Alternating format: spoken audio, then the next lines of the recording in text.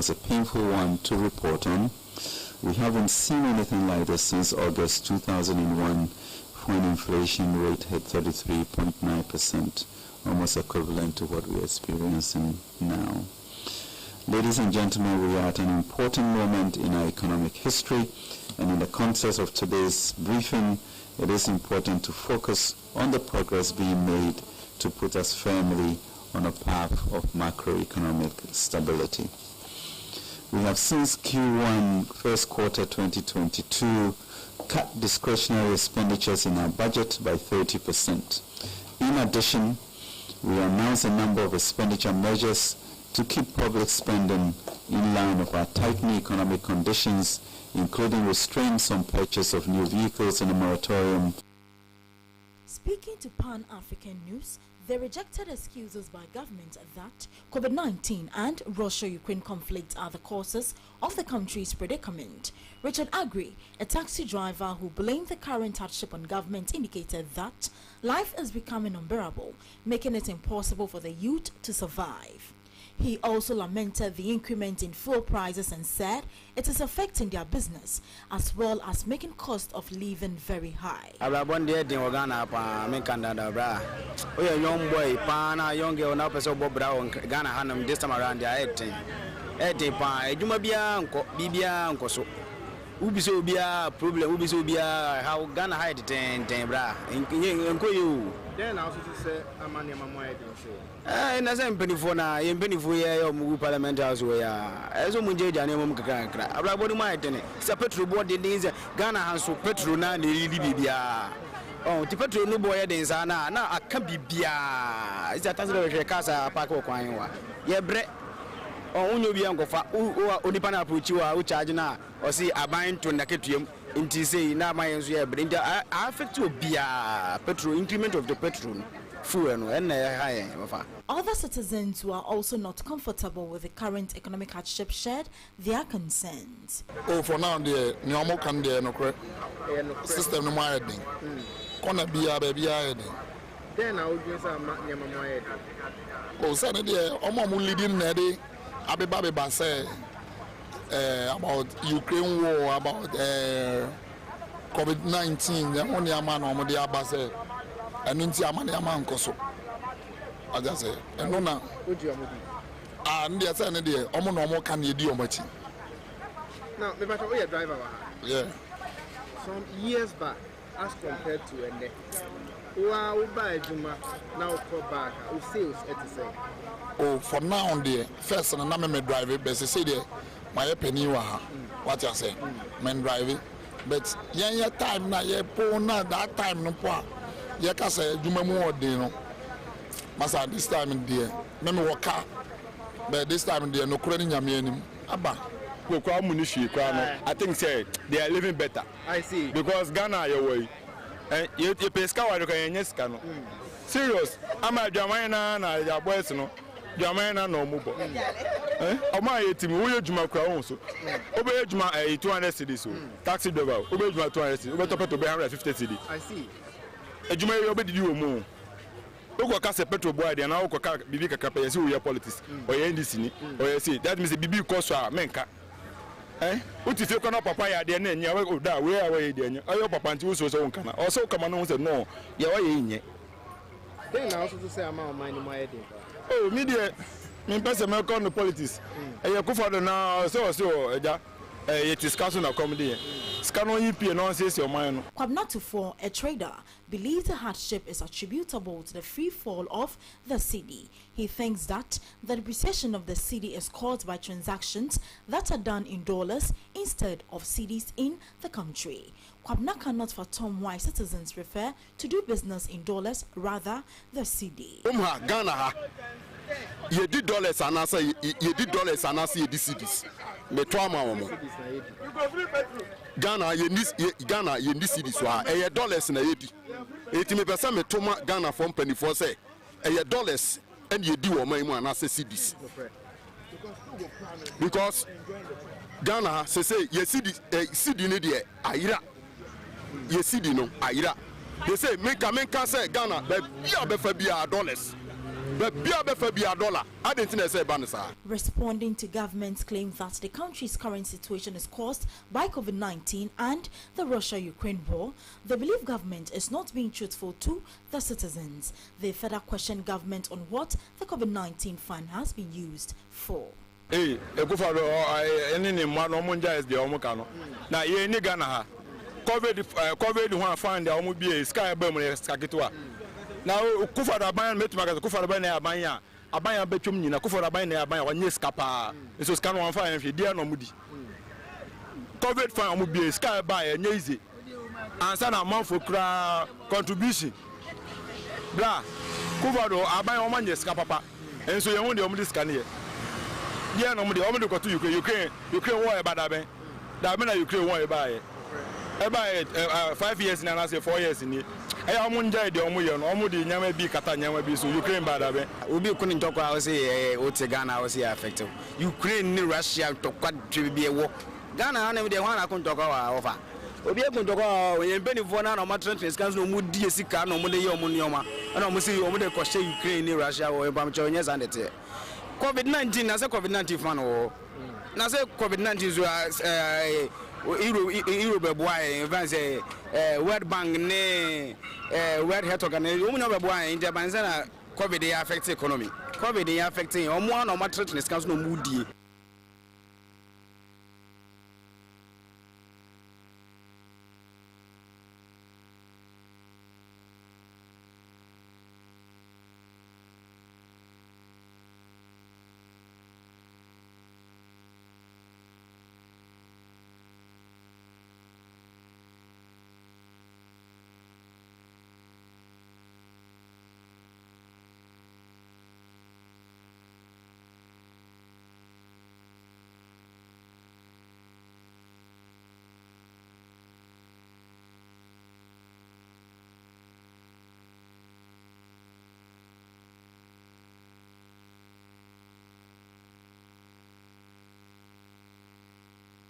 Residents of Panama, a suburb of Kokomlemle here in Accra, Ghana, are concerned about the current state of a storm drain in the community.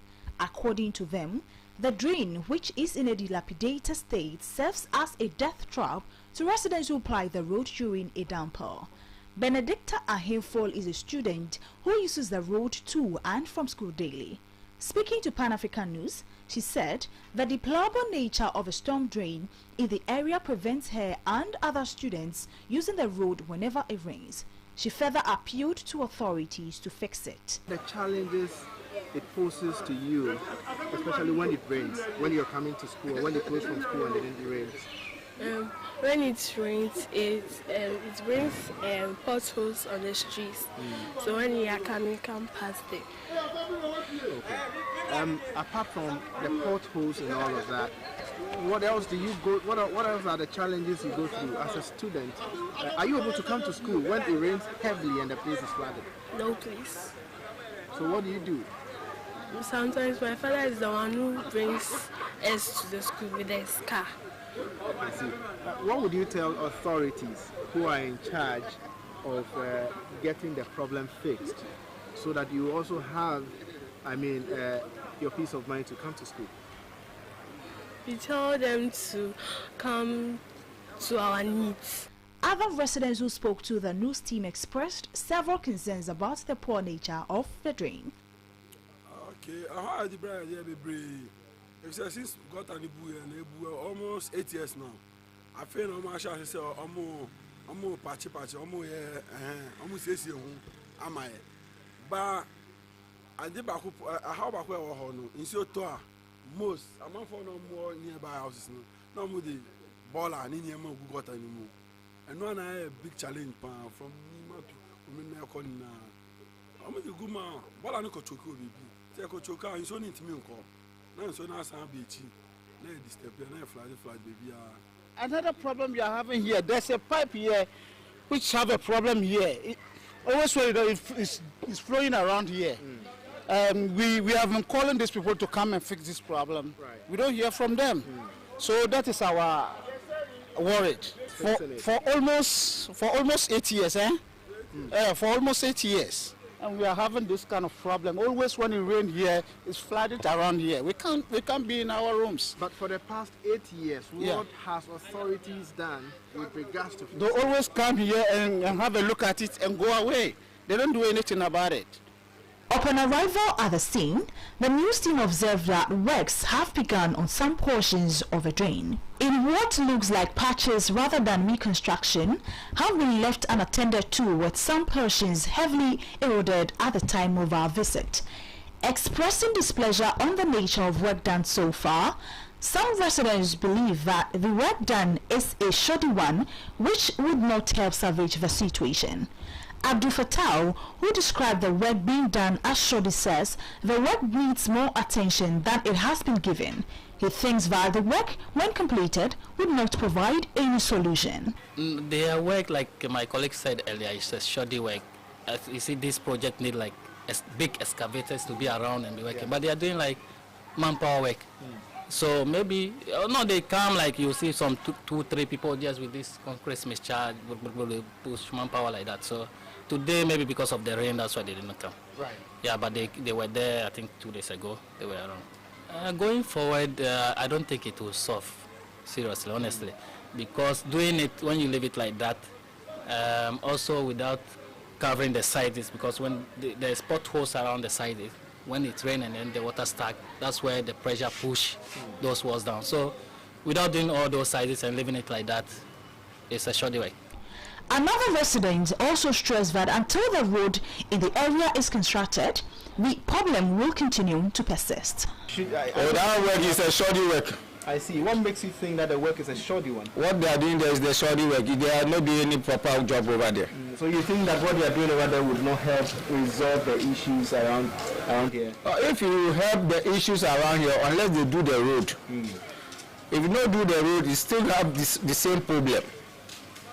Yes, if you don't do the road, you have the same problem. Okay, no problem.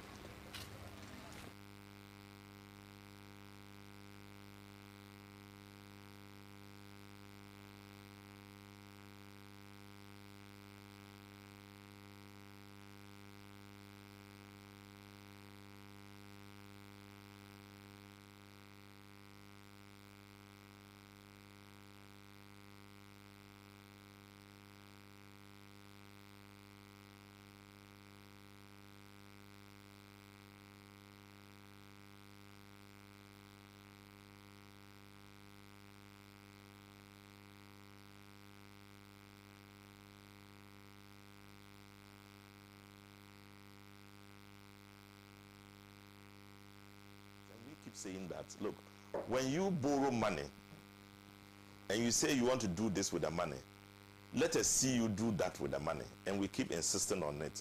You said this is a year of road, we are borrowing money, we want to use the money for do this. Do you know what happened in Shadeku Osiduku yesterday, 2 days ago? They had blocked the roads, they were everywhere demonstrating and said their roads are bad, they can't even run on them. Everywhere else in Ghana has the same story. That year of the road did not work. So our problem is that they make a promise, they can't fulfill the promise. You talk about one district, one factory. And we said, look, pick specific places where you think there are raw materials, there's real investment can take place, and do them, even if it is one region, one good factory, it will still be good. You said one district, one factory. Can you tell me one single working district factory? Ekonfi is working. No, take away Ekonfi. Well, yeah, Ekonfi. Mention another one. But as far as I know, I only know Ekonfi. Ekropon shoe factory. Okay. Shoe factory in Ekropon. You see, now you are talking about over 200 places, and you have done. And you cannot mention them. I know in my Upper West region, I don't know of one district factory working. I know Upper East. I know Northern region. Those are areas I have been severally. You can't find one district hospital working, factory working. So it is contradicting the very mention and desire and policy about it. That the reality does not match with with the policy.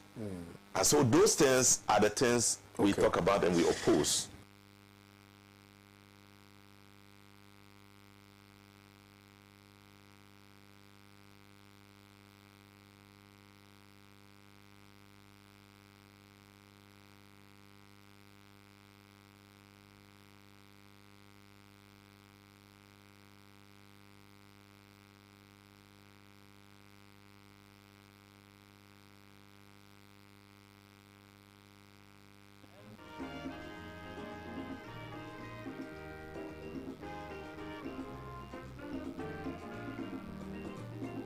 has labored, he has suffered to lead his people into the land of freedom.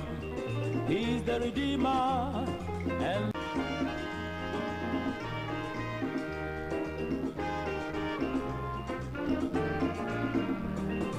he has labored, he has suffered to lead his people into the land of freedom. He is the Redeemer and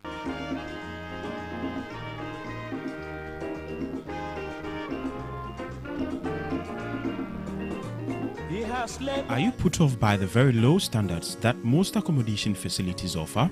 Well, it's time to heave a heavy sigh of relief. Collindale's Court is here. Located at Birch Street, Community 12 off the Tema Motorway, Collindale Court offers you top-of-the-range short and long-stay accommodation steeped in luxury. Our two-bedroom apartment is what you and the family need for your weekend getaway, while our one-bedroom apartment gives you a peaceful ambience to work from home. Our rooms are fully furnished, air-conditioned, and come with all you need at your beck and call. A well-stocked kitchen, dining area, Wi-Fi, DSTV, Netflix access, and an endless list of other amenities, thus creating a unique sense of place far exceeding your expectations. Our gym and swimming pool exactly suit your preference for keeping fit and recreational activities. We also have a very spacious conference room for your business meetings. Collindale Court offers even more. Our rooftop bar is a thing of scenic beauty, giving you and your loved ones a bubbly nightlife of music and dance. Call us now to make your reservations. 0243 186017 or 0244 258 332. Collindale Court. Exceptional comfort for beautiful people. He has suffered to lead his people into the land of freedom. He is the Redeemer and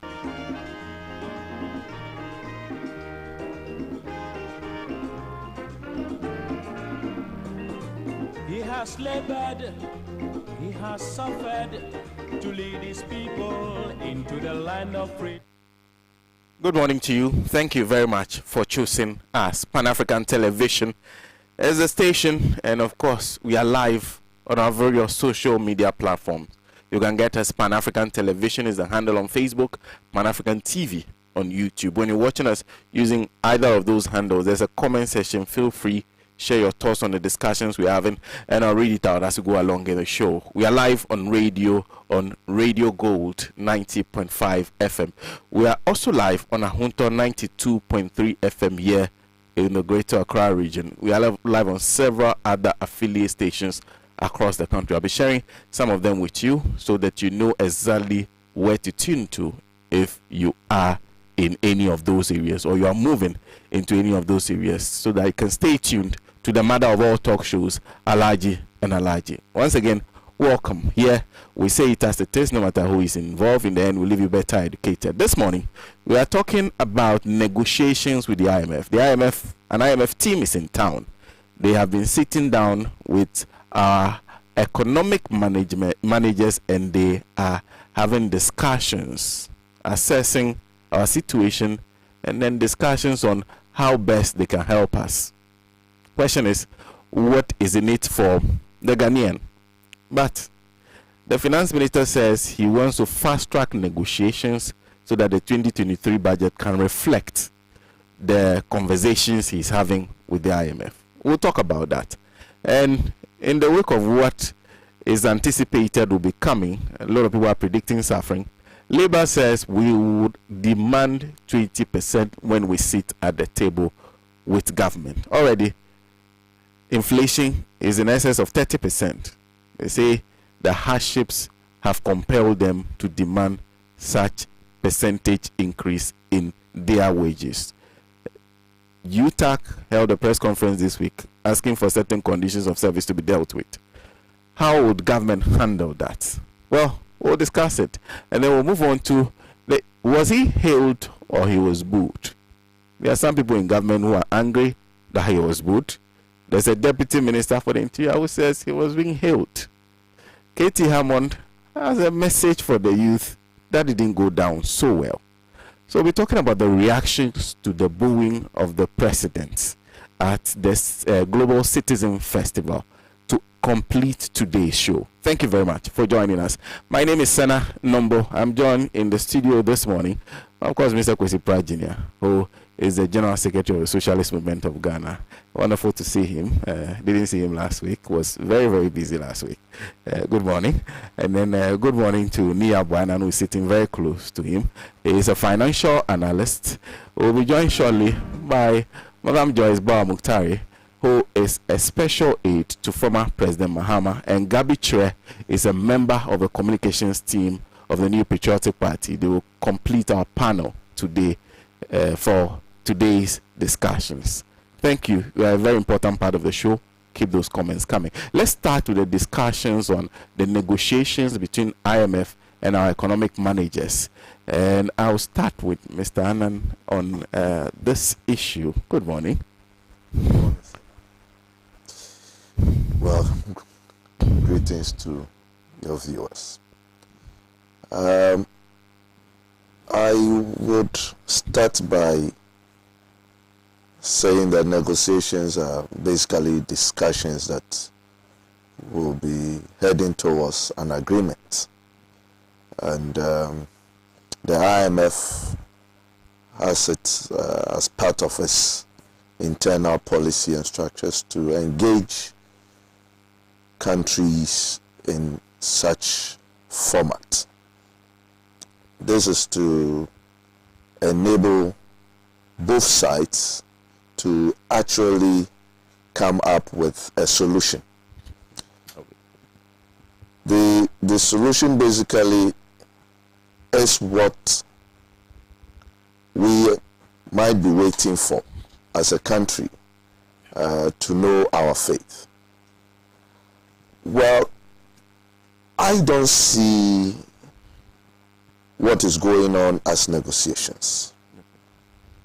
From what the president had said earlier, what the IMF director said the other time, for me, I see this more as a boardroom that has been turned into a chamber of mercy. Why would I say that? I would say this because we are not there as equals.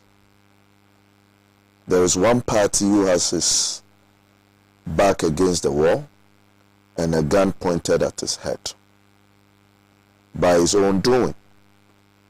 And therefore, we are not really there to negotiate as partners. And I say so because this is government's own language when they say we want to fast track it.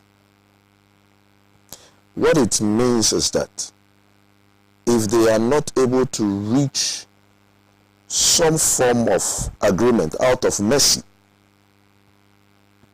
by the close of this year, last quarter, Q4, our debt will be judged as unsustainable. And IMF policy is they will not engage anyone whose debts are unsustainable. And therefore, we must be clear that this is actually not a negotiation. This is Ghana pleading on its knees for mercy, for some relief. But I want us to analyze what we are asking for. At most, we are asking for a $3 billion bailout, support, whatever you would call it. Our debt servicing for 2023 alone is 3 billion. And so what government is only seeking to do is to take the over 54% or free over 54% of its revenue to engage in either consumption or some form of development projects. Government is only creating that space. But the IMF will look beyond that in these negotiations. And that is why they are being asked to go on fiscal consolidation before the program itself starts. Again, this is to tell us that we are not negotiating. We knew how reckless we have been. We have been irresponsible with the management of the macroeconomy. And this is where we find ourselves. Now, having to correct it will bring a lot of pain to the Ghanaian. And I say a lot of pain because in every restructuring, you will look at your debt and you will look at your wage bill. It is not so good for us to restructure our debt, because the moment you touch that, even by the mere mentioning of restructuring of our debt, we would reduce a lot of our local debt by people or investors opting out. And that brings more stress on the economy. Again, in doing all this, we have not addressed the issue of the currency deterioration, which meant that your growth keeps shrinking day in, day out if the currency is unstable, whilst your obligations in terms of interest and other external obligations keep rising. So we find ourselves in a very, very difficult position and unable to negotiate as partners. So we are not negotiating as partners. Now, the finance minister addressed us recently regarding the negotiations that commence on 26th of this month. And one of the things I was shocked to find out in his communique was the fact that a 5-member team was being put up to engage stakeholders in the financial sector. For what? This is the same financial sector we have spent 25 billion to clean up. Aside taking the good assets of those banks we claim do not have capital adequacy, enough capital adequacy. Why did we come out to say that after the investment we had done, the financial sector have seen growth and it is very robust? Why are we engaging stakeholders in that sector again? For what? You see, one of them, the critical things we have to look at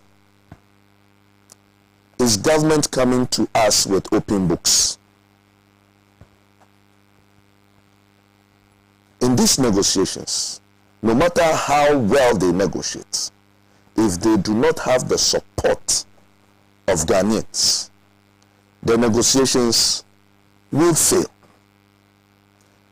And the failure of the negotiations is not whether the IMF opt out or the IMF provided the support we so need, these negotiations would fail if what we intend to achieve with this support from the IMF will come to nothing. Then the negotiations have failed. Whatever we are involved in is to bring back physical stability.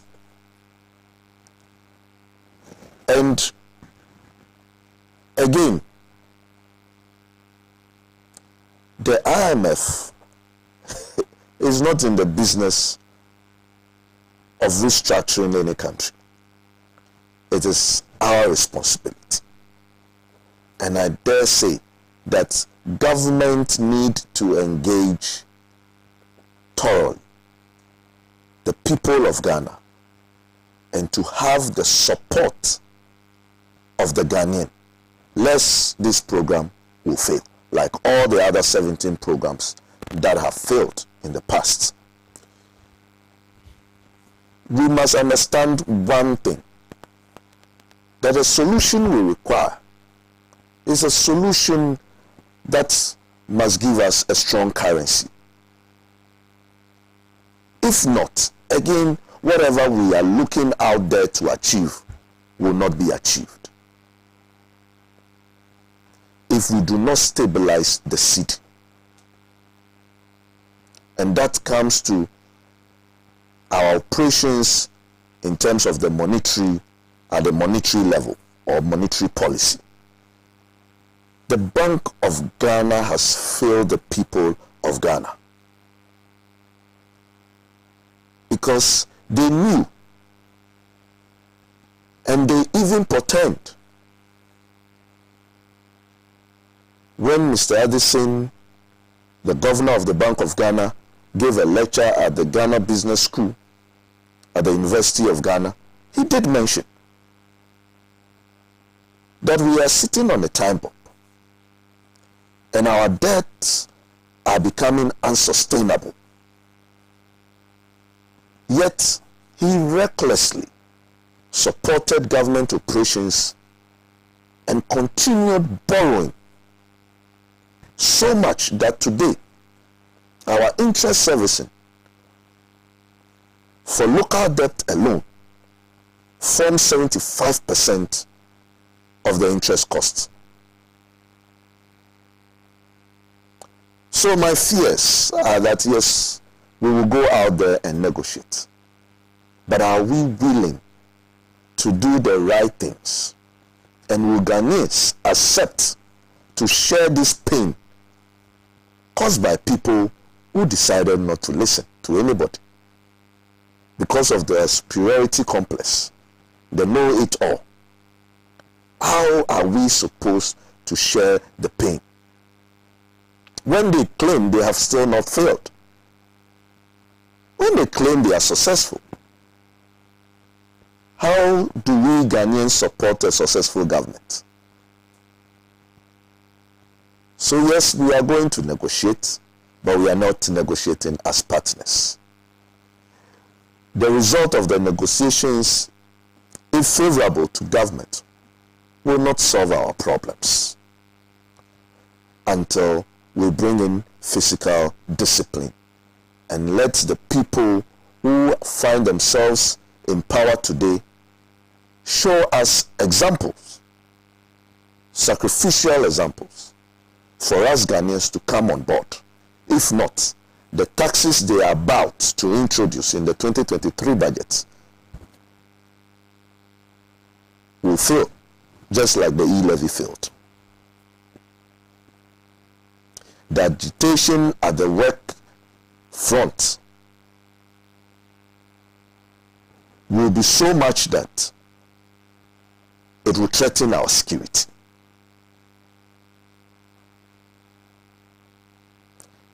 And all this is because we have a disorganized president. And we must say it as it is.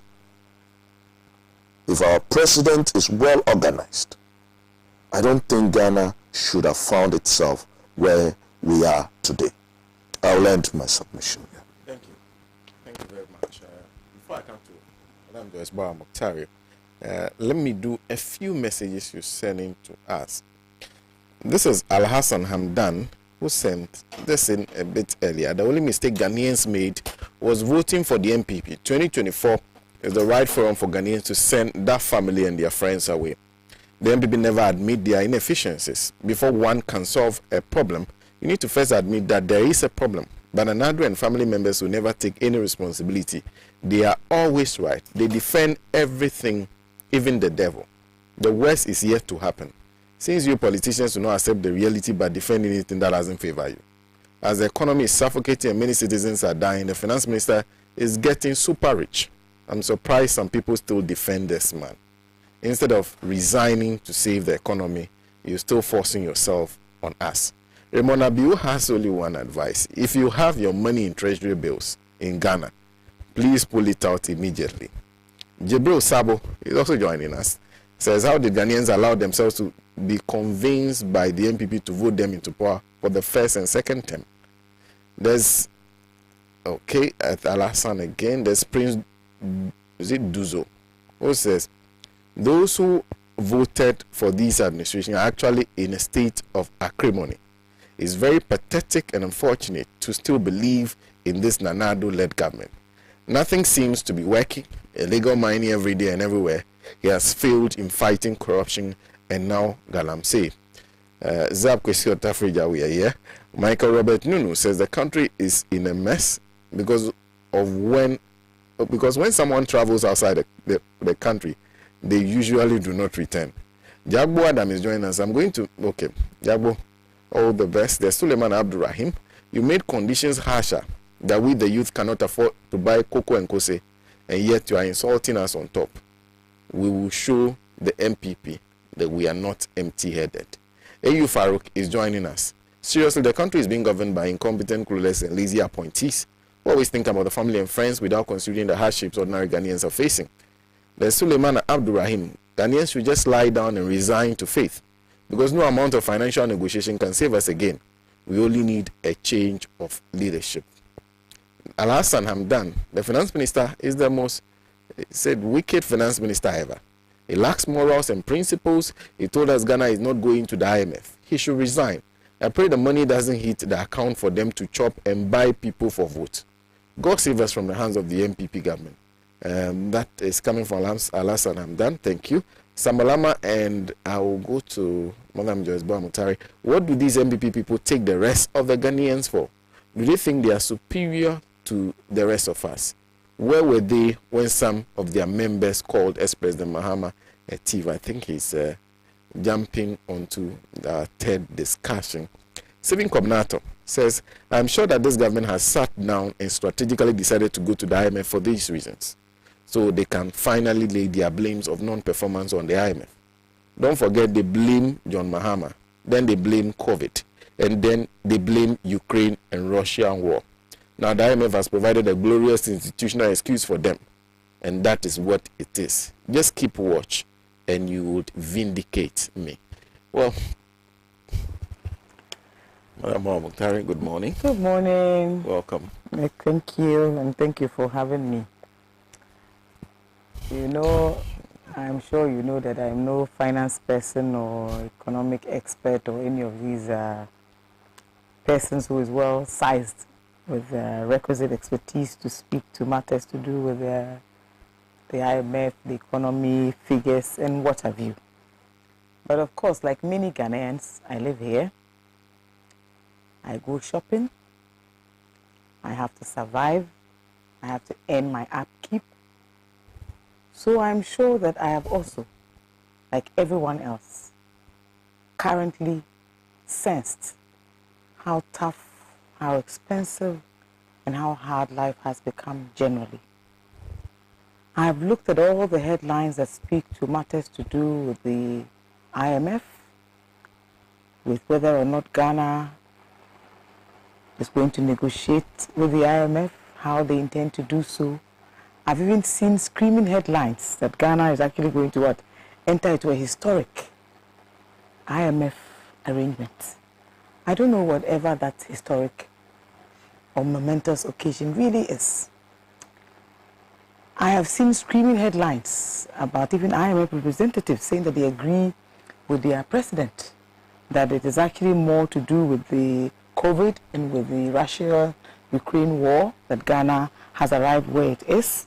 But they also admit in the same vein that prior to this conversation about Ghana going to the IMF, for example, that our debt to GDP was at least 80%. So sometimes I ask myself, how many voices, how many conversations, just how much of what is going on in Ghana regarding the IMF is really about Ghanaians?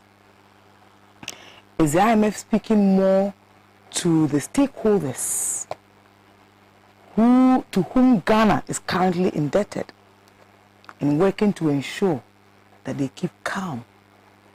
Is it working to give assurances more to those who are not necessarily living here in Ghana, or that they are in reality working to ameliorate hardship on the good people of Ghana? I have come to the conclusion, personally, that Ghana currently has leaders who simply have no sense of what the reality is, whose sense of morality has simply eluded them. That the real pandemic that currently faces us as a people is the nature of leadership we have, led by President Akufo-Addo and his Vice President. I am also still very surprised when I glean from various articles and papers the headlines that we still attribute to the trio of the real pandemic situation that we have. That is President Akufo-Addo, Dr. Mahmoud Bawumia, and of course, the Honorable Ken Ofori-Atta. For example, I read somewhere that the Vice President says that Ghanaians should what? Should tighten their belts for more hardship. President Akufo-Addo says that we're going to enter a historic agreement with the IMF. Then the Finance Minister says that despite all of us swimming in the current difficulties, that we should actually be celebrating his work, his time as Finance Minister. In that same presentation, he even tells us that the e-levy will soon be what? Be reviewed. And I'm surprised that you wake up in the morning and you still have the same headlines. What happened to the deception? What happened to the scam and the scamming of the same citizens who elected them into office? What happened to the dishonesty? There are ethics even that our leaders must adhere to, that are granted even within the 1992 Constitution. So when you suddenly can see that the leaders who are in office are doing everything calculated to mislead, to misrepresent, even in some cases miscommunicating, knowing very well what the reality is, the harsh realities on the ground. Look, go out there and see the levels of floods that have occurred in Accra. Have you noticed that it's no longer news? But the persons with all the videos going around and taking screenshots are no longer doing that? Have you asked yourself why? Have you observed, for example, that whenever citizens raise their voices about one thing or the other, you hear what they come and say? Remember the Fix It campaign? We were told to fix ourselves. I watched yesterday the Honorable Information Minister speaking about a new legislation that may soon even outlaw Ghana's cocoa from international markets. And the reason is because of what? Galamsey. Because you know that the chemicals that they use for those activities are currently affecting even our cocoa sector. We also listen carefully even to the Finance Minister, who I believe should by now actually be returning all the profits that he made from the Eurobond transactions. In any case, it has fallen flat. The profits that we expected to make from the Eurobonds have not come. The robust economy that we intended to build as a result of all the borrowing has not happened. The challenges that we intended for all the borrowing to fix, we have not been able to fix them. Indeed, his pledge and promise that Ghana would never return to the IMF should actually be the yardstick, the benchmark for which he continues to stay in office, that he ought to have honorably resigned from that job. It's even better for us not to have anybody as a figurehead of a finance minister. I think that is best under the circumstances. I'm even hoping the parliament will even attempt to remove him from office. I think that he is suddenly not fit even for the office that he occupies. And I hope that he would find time to watch himself when he was making that presentation and do a certain introspection whether or not he still deserves to occupy that position. It doesn't matter who goes to the IMF to negotiate on behalf of the good people of Ghana. It doesn't even matter how the negotiations are done. I have this feeling that the IMF is not doing this because of the hardships that we are currently experiencing. It's not because of the high inflation rates that we are currently experiencing. It's not because of the extreme and abject poverty into which we have sunk. I think it is more to do with some stakeholders that most of us do not even know, but whom we definitely are all indebted to, because they invested in these Eurobonds that now have almost brought us to our knees. Right before even the inception of COVID-19, if you recall, there were conversations even at the time that Ghana's debts were unsustainable, that our ability to repay those debts will be almost impossible. And then COVID struck. I recall when President Mahama granted an interview and spoke to the fact that our economy was actually on the ICU, or in the ICU, and that he actually worried about the future of the economy. In 2016, for example, at least right before the Mahama administration left office, inflation was at about 17.5%. And you heard the screaming noises. At the time, what was the exchange rate from the cedi to the dollar? And you heard the noises. Presently, we are at over 10 cedis to a dollar. And our finance minister is telling us what? To give credit to who?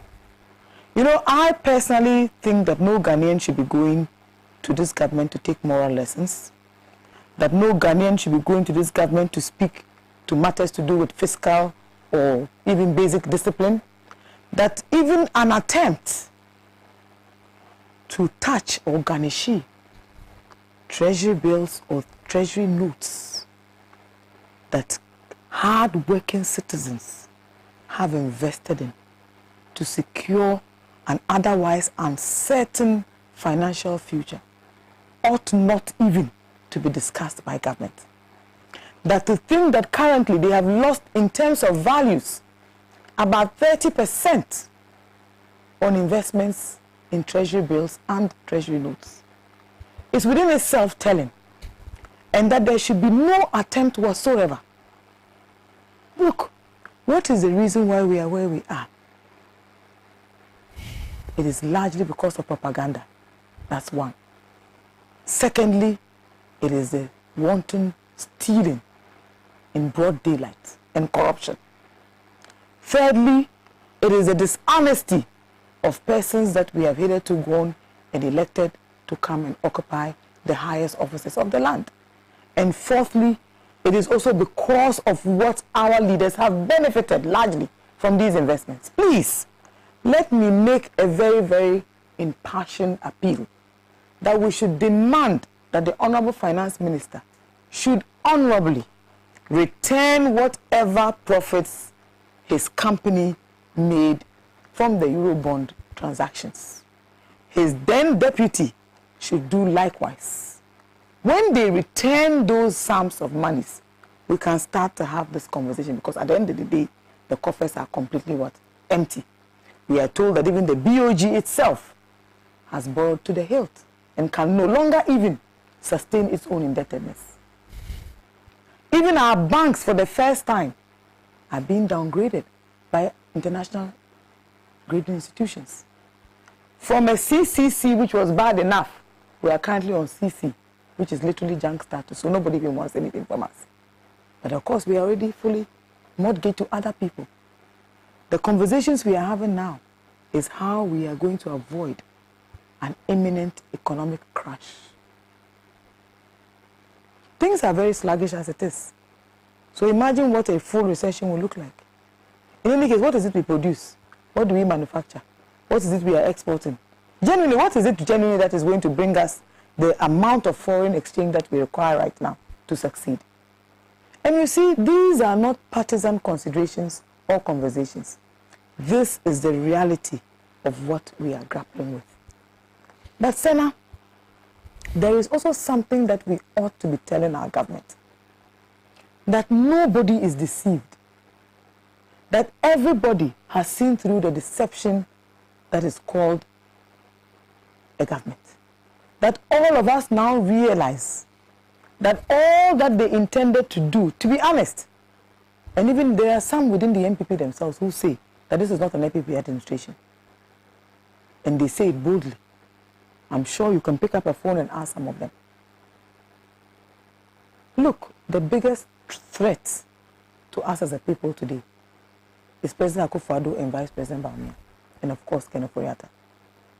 It is a lies that they are telling the good people of Ghana. It is a deception and the charades that they are carrying out. It is a propaganda of what is not and yet being acted as though that is a reality. It is even the fake confidence with which they say the things they say. But watch their body language, like I told you the last time. They don't speak with any convictions. They don't even believe the things that they are saying. The IMF officials, communicators, whatever they call themselves, can say all that they want to say. I sense there's a certain fear that should our economy crumble and crash, it is the persons whose investments they are beholden to that the IMF is actually seeking to protect. It is more their interests than the interests of the good people of Ghana. Whilst we are looking for basic amenities, just food, basic food, water, fuel, power supply, basics, a cleaner environment so at least our children can thrive, a safer environment so we can all survive. Look, some of us have nowhere to go to. We have no second homes. We have no second nationalities. We have no other countries to go to.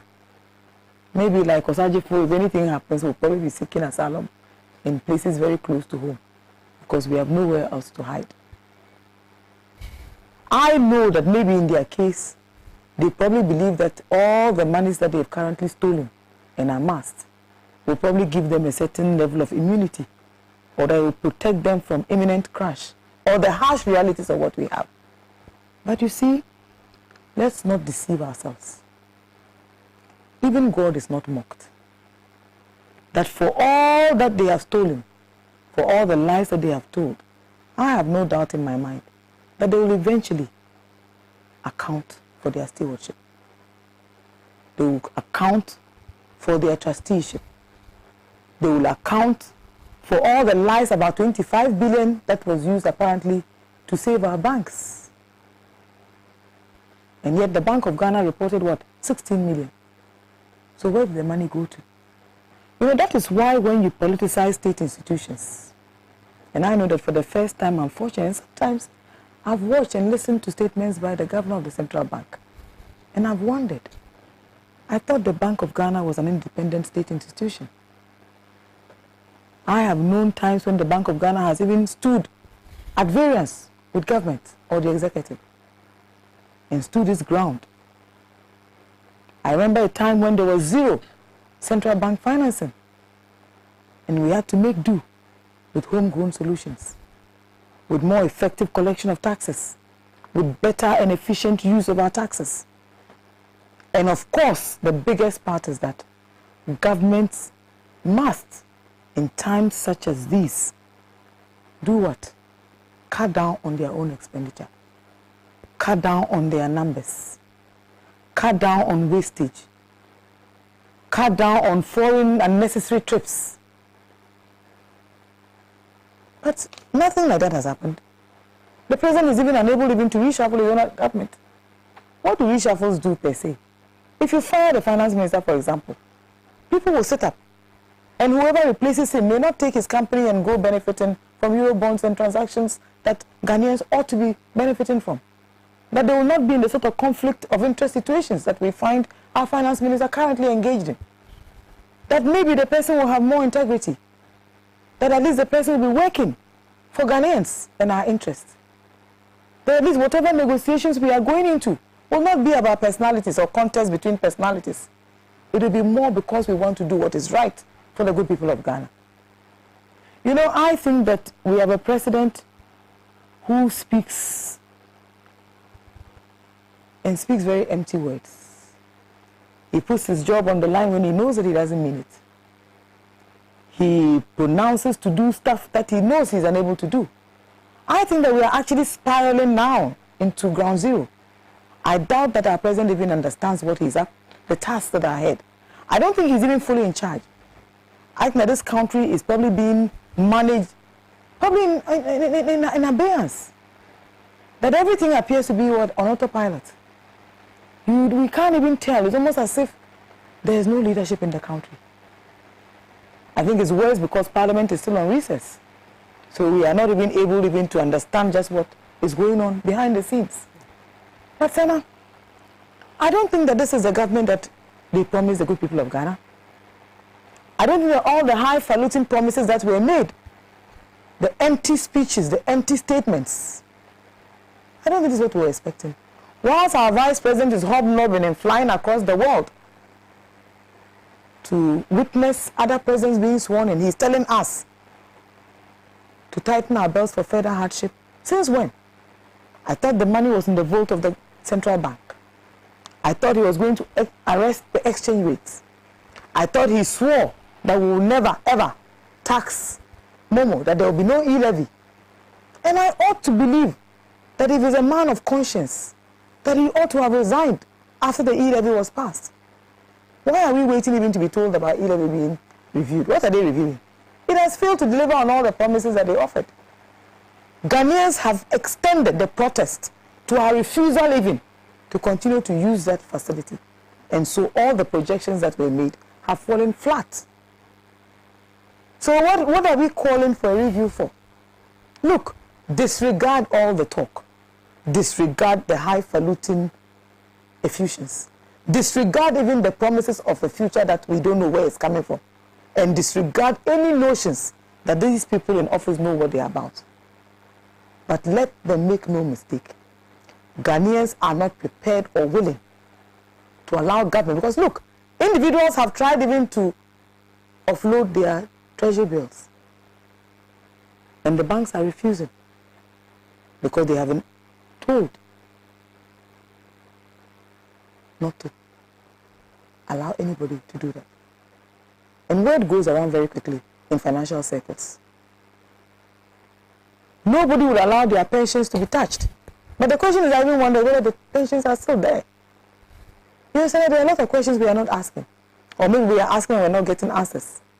Or maybe we are asking and we're not getting help from those who would actually even propel the questions to the powers that be. But make no mistake. This economy has literally crashed. The only persons who have any money, any resources, are the few people who are currently in government or aficionados of government.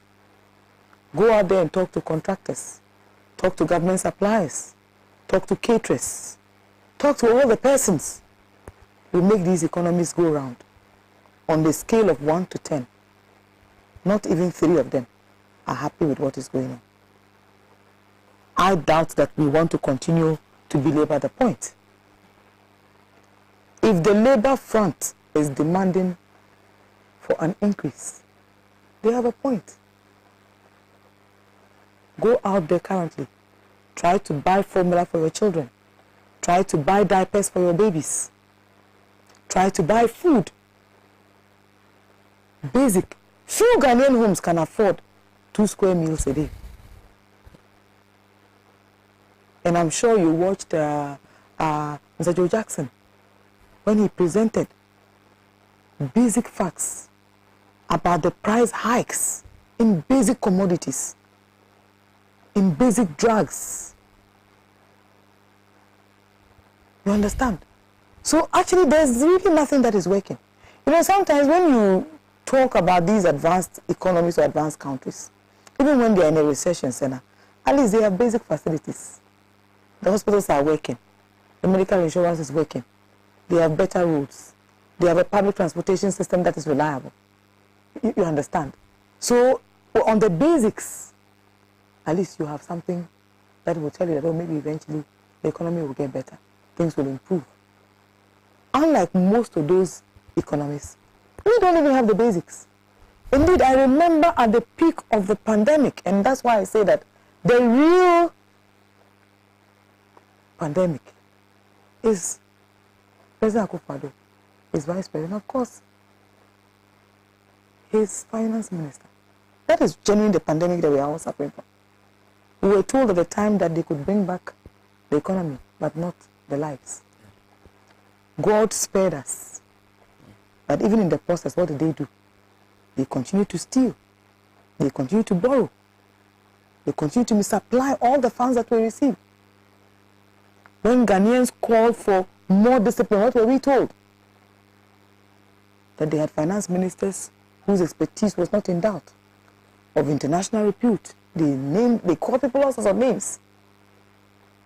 Have you ever known a bigger failure in terms of economic management than what we have today or what we are witnessing today? And so it does not lie in anybody's mouth really to defend this government. I mean, ask yourself. Think about the quantums of resources that they are committing to these conversations. The payments going to maybe unseen consultants whose services have generally not been procured. Everybody is there to serve at the whims and caprices of one individual only. And when you hear people protest, look at the things that people tell you in return. We ought to start to question ourselves on the nature of leadership or leaders that we want. Okay. Whether we want honest leaders, consistent leaders, leaders who care about the plight of the persons who put them in office, or we are going to continue looking at leaders who carry out wide deceptions, leaders who carry out huge propaganda tools and machinery to continue to deceive everybody. Or we want leaders who are genuine, who admit to challenges, who take responsibility for their own failings, whose omissions they will admit, whose inactions they will admit. But when you have such an inept government, whose ineptitude has never been seen before, whose scale of incompetence I am yet to witness, and yet the minute you dare to criticize them, they come after you with all sorts of expletives, all sorts of invectives, all sorts of vitriol. And it's almost as if there's them and there's us. But that is exactly what it is. There's President Akufo-Addo and his aficionados who are literally cocooned in a certain shell, a certain bubble, who don't hear, who don't see, who don't even appreciate the hardships that all of us are currently grappling with. But like I said, God is not mocked. Okay. And I'm sure that they are yet to see and hear the wrath of Ghanaians. Okay. Thank you. Thank you very much. If you just join us, the mother of all talk shows, Alhaji and Alhaji. We are live from the studios of Pan-African Television on TV. And of course, we are live on social media handles, Pan-African Television on Facebook, Pan-African TV on YouTube. So you can join us through any of those platforms. We are live on radio, on Radio Gold, and of course on Hunter 92.3 FM, both in the Greater Accra region. There are several other radio stations we are live on. But let me do a few messages before I go to Mr. Pratt on this particular issue. If you just join us, you actually missed the comments of Nii Yarboi Annan, who is a financial analyst, and just gone by Joyce Mukhtari Esquire, a special aid to former President Mahama. Let me just go through a few of your messages you're sending to us. There's Idi Gideon, who says it is getting so pathetic with our politics and leadership in Ghana. There's too much empty talk and equalization of issues. As much as elderly people expect to be respected themselves, they themselves should earn the respect and must keep at the back of their mind that what one sows is exactly what one should expect to reap. The president was booed because he has sowed a seed of mistrust for far too long since assuming political power. Leadership must rise to appreciate the realities on the ground, affecting the very people they lead. Change is imminent, and AIDS must be crushed. That is Idi Gideon Muntari. Davi Sena says, Sena and your panelists, please use your platform to correct the wrong notion that Ghanaians voted for the MPP in 2020. They stole the verdict of the people by manipulating the electoral process using the Electoral Commission and are bent on doing same in 2024. So let's be vigilant this time. That's coming from Davi Sena. This is Papa Bisio. Have you heard the latest news from the Information Minister? Very sad news from the cocoa sector. Because according to him, the European countries are trying to stop the exportation of our cocoa due to some chemicals that have been noticed in them that they allegedly said they are injurious to human health. If that's true, how will Ghana's economy, which is already shattered in the future, be like? Very sad to be a Ghanaian under this horrible MPP government. Papa BC sent that from Accra. Thank you, Papa. There's Koblavi of Pokwasi Benghazi, who says presidents of Burkina Faso, Mali, and Sri Lanka have all been removed from office. Their presidential power have been taken away from them due to poor economic management. The people of Mali are facing serious poverty, like Ghana. So President Kufuor is lucky that he's still in office. Thank you very much for that message. Justice Kwanyo is also joining us. Sena, MPP has repeated the lies about the economy, and the lies have become the truth. COVID, Ukraine, and Russia are their reasons for the poor economy. What is the NDC's antidote to that? They must sharpen the communication and disseminate across constituency. They sent that from Ayawaso, West Wuogon. There's Musa Abato always joining us. Says, good morning, Sena. From the confession of going to IMF by this government means Dr. Bawumia Kenofoyata and all MPP members who made public statement tarnishing the image of the IMF cannot pass the credibility test. They told the world that those seeking IMF bailout are incompetent and they are seeking policy credibility because of mismanagement and corruption. How shall we classify them? They are simply clueless and lost sense of direction as to why the economy will be stabilized. There's this, okay, this one is also, okay, this is Dennis Yakwete. Sena, is it not strange that a political party whilst in opposition knew that our economic problem has to do with the fundamentals, and yet when given the power to govern appears to have no clue as we continue to sing the same music? Is it not strange that at least we know that importation is a major problem of our depreciating cedi, yet the very politicians who are to solve the problem with firm political connections involved in the importation of those goods that we have comparative advantage over? Is it not strange that opposition politicians understood politics rightly as service, and yet when they gain power, most of them suddenly tend to behave as kings with the implications thereof? These are some of the reasons why we are here today. That's coming from Dennis Yakwete. Finally, Adim Pikfam, the nagging People's Party, aka the MPP, has no shame. The same people who told the good people of Ghana going to IMF was sin, suddenly are telling the good people of Ghana to clap for them for going to the IMF. What a shame. Allah save Mother Ghana from the hands of this wicked, super incompetent and substandard family and friends government. Let me just, before I go to Mr. Pratt, quickly remind you that we are live on a couple of stations across Ghana in various regions. We are live on Shine FM in Akachi. You can get them on 96.9. Hales FM in Adakulu is on 91.7. Nyawasi Radio Ketekrachi on 89.7. Stellar Radio Dabala on 97.1. Diamond FM in Tamale 93.7. Dewa Radio Yendi is on 106.5. Radio Kitaonsa Boba is on 95.7. Benya FM in Elmina is on 105.7. Global FM in Ho 105.1. Zebs FM in Zebila is on 95.9. True FM is on 92.5 and is in Adeso, and Lamara FM, that's Faith FM, 89.1 in Tripoli. Thank you very much for joining us. Mr. Pratt? Well, there's no doubt that we are in some form of discussion with the International Monetary Fund. No doubt at all. But, I mean, as an outsider, watching from afar, I'm intrigued by something. What is the outcome that we expect? Initially, we were told that at the end of it all, we expect to get a bailout of $1 billion. $1 billion. Then, as we progressed, it shifted to $1.5 billion. Then we're told that we're expecting $2 billion.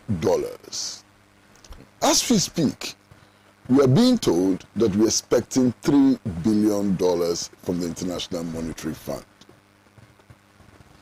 Now, why? There must be some explanation from why we have moved from 1 billion to 3 billion. Is it that at the time that we're talking about 1 billion, we didn't really know the extent of the damage that has been caused and how much we needed to repair? Something must explain these shifts. So far, there's no explanation about these shifts. But, as I always do, put that aside. Put that aside. Who in heaven told the managers of the Ghanaian economy that there's only one outcome out of these negotiations or discussions with the IMF? There are several possibilities. There are countries which have gone into same discussions with the IMF for 3, 4, 5 years, and there have been no agreements. You understand? So it is possible that after all of these discussions, there may not be an agreement at all. That is one possibility. Okay? And if there's no agreement at all, we remain where we began from. That's one possibility. Now, there's also a second possibility.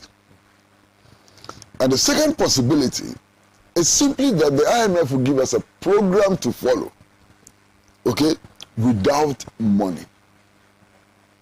That's a clear possibility. If the IMF came to the conclusion that our debt levels are clearly not sustainable, and the IMF was not convinced that we will follow the policies that they would ask us to follow, they would give us a program to follow to assure them that we can achieve a certain level of debt sustainability before they can begin to consider giving us a bailout in terms of money. So that's also an outcome, possible outcome.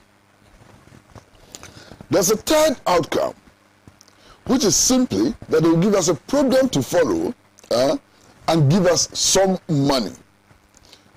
That money they're going to give us is not for our development. That money they're going to give us is not for us to construct roads. That money they're likely to give us is not to reduce the price of kenke. That money they may be giving us is not about reducing the price of petroleum products and so on.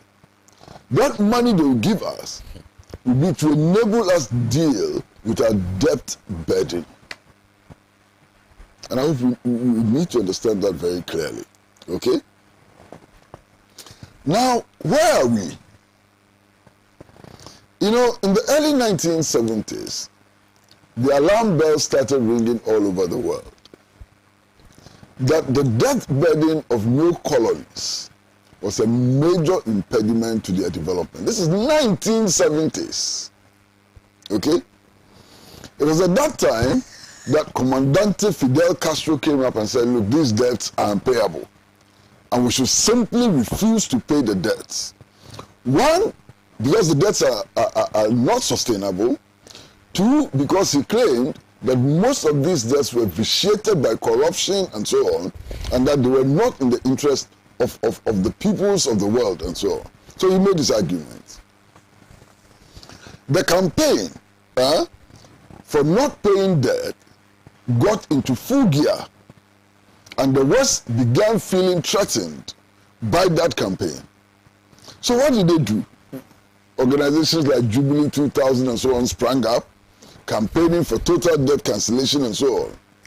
So they came up with the idea of HIPIC, okay, as a way out for the so-called developing or third world countries to be able to manage their debt, okay, and keep the international financial system intact.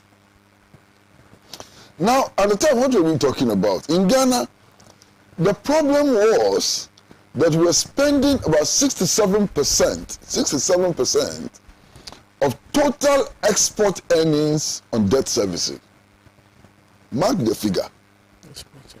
67% of total export earnings was being expended on debt servicing. And it was a huge problem. Okay? Now today, what are we talking about? I mean, a couple of months ago, about 9 months ago, 10 months ago, what we were being told is that we were spending close to 90% of total national revenue, not export earnings, total national revenue, on debt servicing, debt repayment, and public sector emoluments. So the situation we find ourselves in today is far, far worse than the situation we found ourselves in the 1970s, which led to a situation where Fidel Castro and others led a campaign for not paying our debts, for unilaterally deciding that we won't pay the debts, which led to the establishment of Jubilee 2000, which led to the establishment of all kinds of mechanisms and arrangements and so on, leading eventually to HIPIC. Now, Sena, don't forget that when HIPIC was introduced, progressive forces around the world came up and said, HIPIC is a useless arrangement. And that if we went for HIPIC, eventually the debts will pile up again and we'll be back to zero. We'll be back to where we started from. Today, what is happening is a vindication of the forces which opposed HIPIC. What is happening today is a confirmation that HIPIC did not solve our problems and only postponed the problems for a while. And I think it's important that we take note of that. Now, in the course of this week, so many things have been said which simply don't make any sense at all. 3 days ago, the Minister of Finance held a press conference at which he was at pains to explain that where we have reached, we needed to build national consensus. We needed to adopt a program which we will submit to the IMF, which will have the weight of a national consensus behind it. 3 days ago, he announced that a 5-member committee is being established to engage with stakeholders in order to build that national consensus. Sena, what is this? This is just a Kuku Nancy story. This is so fraudulent, it's unbelievable. You know why I'm saying that? The government of Ghana has already submitted its proposals to the IMF. So after submitting your proposals to the IMF, after putting on the table matters for discussion, what is the value of consensus building at this stage? What consensus are we building? You have already submitted your plan to the IMF. That is why we are engaged in discussions. So where is the what is consensus building when we are already in discussion with the IMF? The consensus building must come before the discussion. The discussion has started already. You are now setting up a 5-member committee to come and consult you for what? Now, these tricks, these machinations would, in the final analysis, undermine the ability to mobilize the public behind whatever, is intended to be achieved. And I think that we should watch it, okay? Now, for me, there's another issue which has already been raised and has been discussed extensively. But I think it's important to revisit that issue. Einstein, he was a scientist. And Einstein made the statement that those who keep repeating doing the same thing and who expect different outcomes must have their heads examined. This is Einstein. This is the 18th time we are going to IMF to solve the same problem we went to them to solve the first time we got there. Now, is Einstein correct or wrong? Is Einstein correct? Einstein, is he correct or is he wrong? Now listen, we went there the first time. We went the second, third, fourth, fifth, 18. The problem is not being solved. And we are still going there. Isn't it time for us to sit back and ask ourselves, what is the problem and what is the proper solution? Listen, we need to understand the role of the IMF. The fundamental role of the IMF is not to solve the development problems of third world countries. The IMF's focus is not to put food on the table for the masses of our people. The IMF's focus is not to improve the quality of education. The IMF's focus primarily is to keep the international financial system running. Now, what is this international financial system that they need to keep running? It is this neoliberal order. It is capitalism, the capitalist path to development. That is what the IMF is interested in sustaining. And that is the reason why we are where we are today. We are where we are today because neoliberalism has not been able to solve our fundamental development problems. We are where we are today because capitalism no longer provides the answers to increasing production, to improving the quality of life of our people. We are where we are today because of the failure of capitalism. So if you go to the IMF and your purpose is to move away from this paradigm of development, you are lost, completely lost. Our problem is the paradigm of development. We need to have a fundamental restructuring of the economy. We need to go back to the dreams of our forefathers who fought for national independence. That is where we ought to be going. What did they fight for? They fought for the right of the Ghanaian people to choose their own path to development. They fought for the rights of the Ghanaian people to own their own resources. They fought for the right of the Ghanaian people to exploit their resources for their own benefit. These ought to be the cardinal objectives of any government which wants to get out of this quagmire of capitalist development. And the IMF does not provide us any solution to the kinds of problems that we find ourselves in. Okay? Now, when people talk about what to expect from this bailout program, they tend to focus largely on how much we are likely to be giving. There's no focus on this fundamental restructuring of the economy. I hope you understand. There's no focus on this fundamental restructuring of the national economy. The focus simply is on how much we are likely to get. Now, 2 days ago, I was reading one of the many articles which have been written about Ghana's condition and how we're going to get out of this quagmire and so on. And I saw one line which was so very important. And that one line emphasized the fact that what will be the outcome of these negotiations with the IMF is policy credibility. Policy credibility. Does that ring a bell? Should ring a bell. Because we remember that not too long ago, the Mahama administration went to the IMF. And one of the things that Setekpe said we were looking for was policy credibility. Setekpe had argued that the program we took to the IMF was a homegrown program and that we needed policy credibility.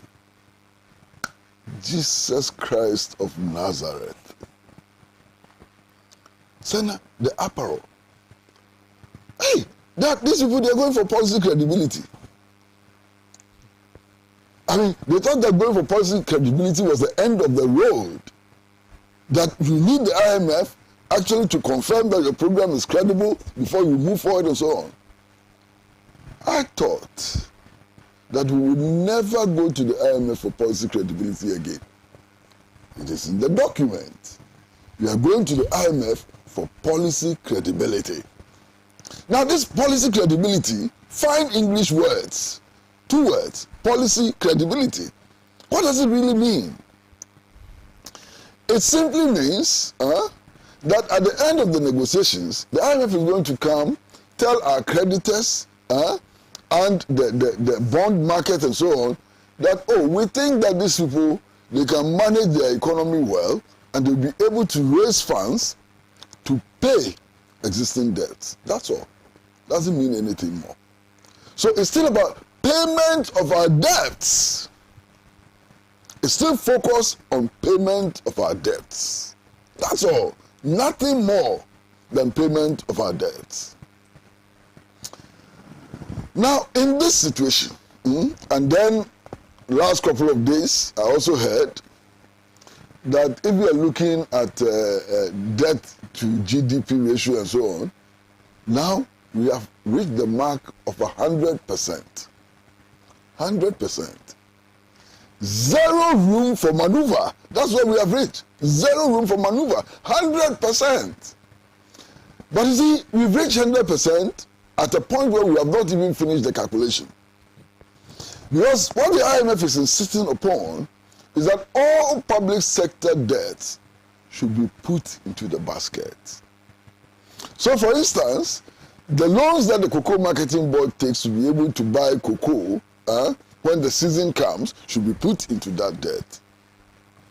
They are saying that parastatals and state institutions and so on who have borrowed on their balance sheet, all of that should also be added to the debt. We have already reached 100% to 100%. We've reached there. We can pass 100%. So, these negotiations with the IMF, what is it going to come to? It is going to come to what is it that you can do in order to increase national revenue. To increase national revenue so that your debt servicing and debt repayment will become smaller in comparison with national revenue. Very important. So obviously the easiest means is to raise taxes. Raise taxes, ensure a more efficient collection of taxes. Raise taxes, ensure a more efficient collection of taxes, and where possible, reduce government expenditure. That's all. Nothing more. Now, in the situation in which we are today, where a bowl of kenke is selling for 4 cedis, 5 cedis, what will the imposition of additional taxes do to us? In the situation in which we are today, where transport fares are shooting through the skies and so on, what will the imposition of additional taxes do to us? In the situation in which we are today, where petroleum prices are skyrocketing, What would additional taxes do to us, and so on? Important questions. Now, if we have to reduce government expenditure, where are we cutting? Already, we are not able to construct roads. Our roads are in deplorable situation and so on. So you can't cut the budget for road construction. We are not building enough houses for our people. So you can't cut allocations for the improvement and construction of houses. Water supply is in a precarious situation. You can't cut.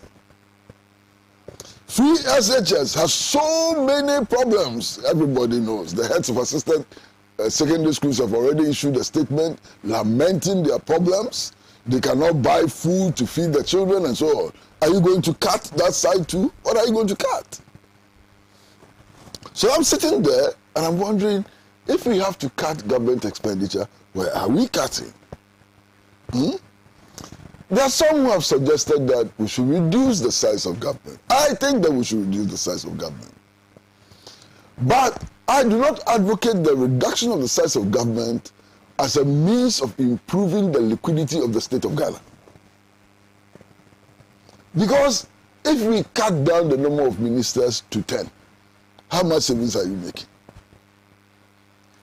I believe in reducing the size of government as a signal to the population that government is sensitive. Okay? The government knows that we are in crisis and is making efforts to reduce the size of government as a way of reducing expenditure. Symbolic gesture. It's a huge symbolic gesture. It's a gesture that we have to do and so on, but that is not what is going to make us solvent. You understand? So, we can cut down the size of government, we must cut down the size of government, but it will not solve our problems. Now, in this situation, I think that the people in government ought to be sensitive. Look, organized labor is saying that, look, next time we come and sit with you for negotiations on wages and salaries and so on, we are going to demand 20% increase. Say no, we are so broke that it is not possible to pay 20%. Meanwhile, people in government and their associates are busy filming themselves having extraordinary lavish parties and putting it on the net for everybody to see. How do you convince ordinary people who cannot pay their rent, who cannot afford food, who are struggling to send their children to school and so on, that we are in a period of austerity for which people have to make sacrifice, when we are filming yourselves boogieing and fooling at parties, extravagant parties and so on. I mean, look, if ordinary businessmen are boogieing, are dancing, are celebrating their birthday and death day parties and so on, no problem. But people in government at this time ought to realize that they have to demonstrate to the people of Ghana that at least they have bed holes on their trousers.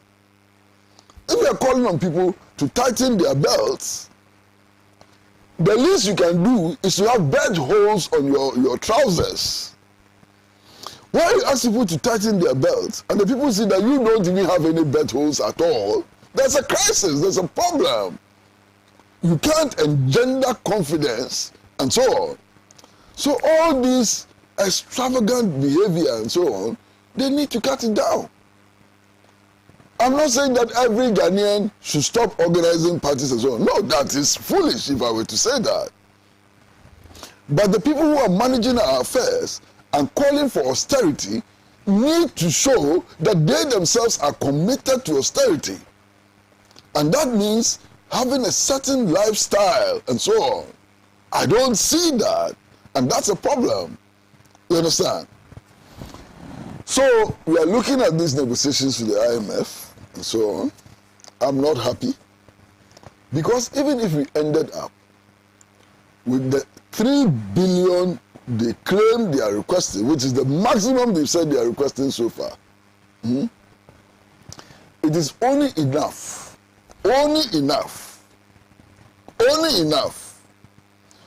for debt servicing for 1 year. What happens after that? What happens after that? So we are getting into a logjam. Serious logjam, with very serious consequences for all of us. Now, you talk to the managers of the economy and their PR experts and their communicators and so on, and they are quick to tell us that, oh, this problem is not Ghanaian. It's a worldwide problem. I agree. The last statistics I saw indicated that in the United Kingdom, our former colonial exploiters, not masters, former colonial exploiters and so on, 2 million people cannot assure themselves of a single meal a day. So it is happening there. You look at Germany, the energy crisis is killing them. Winter is approaching. There's crisis all over Europe. The United States of America has not been spared. You understand? Many African countries are in the same problem. It is true. When the communicators of the NPP and so on say that, look, the problem is not Ghanaian, it's a worldwide phenomenon, it is true. It is not a lie.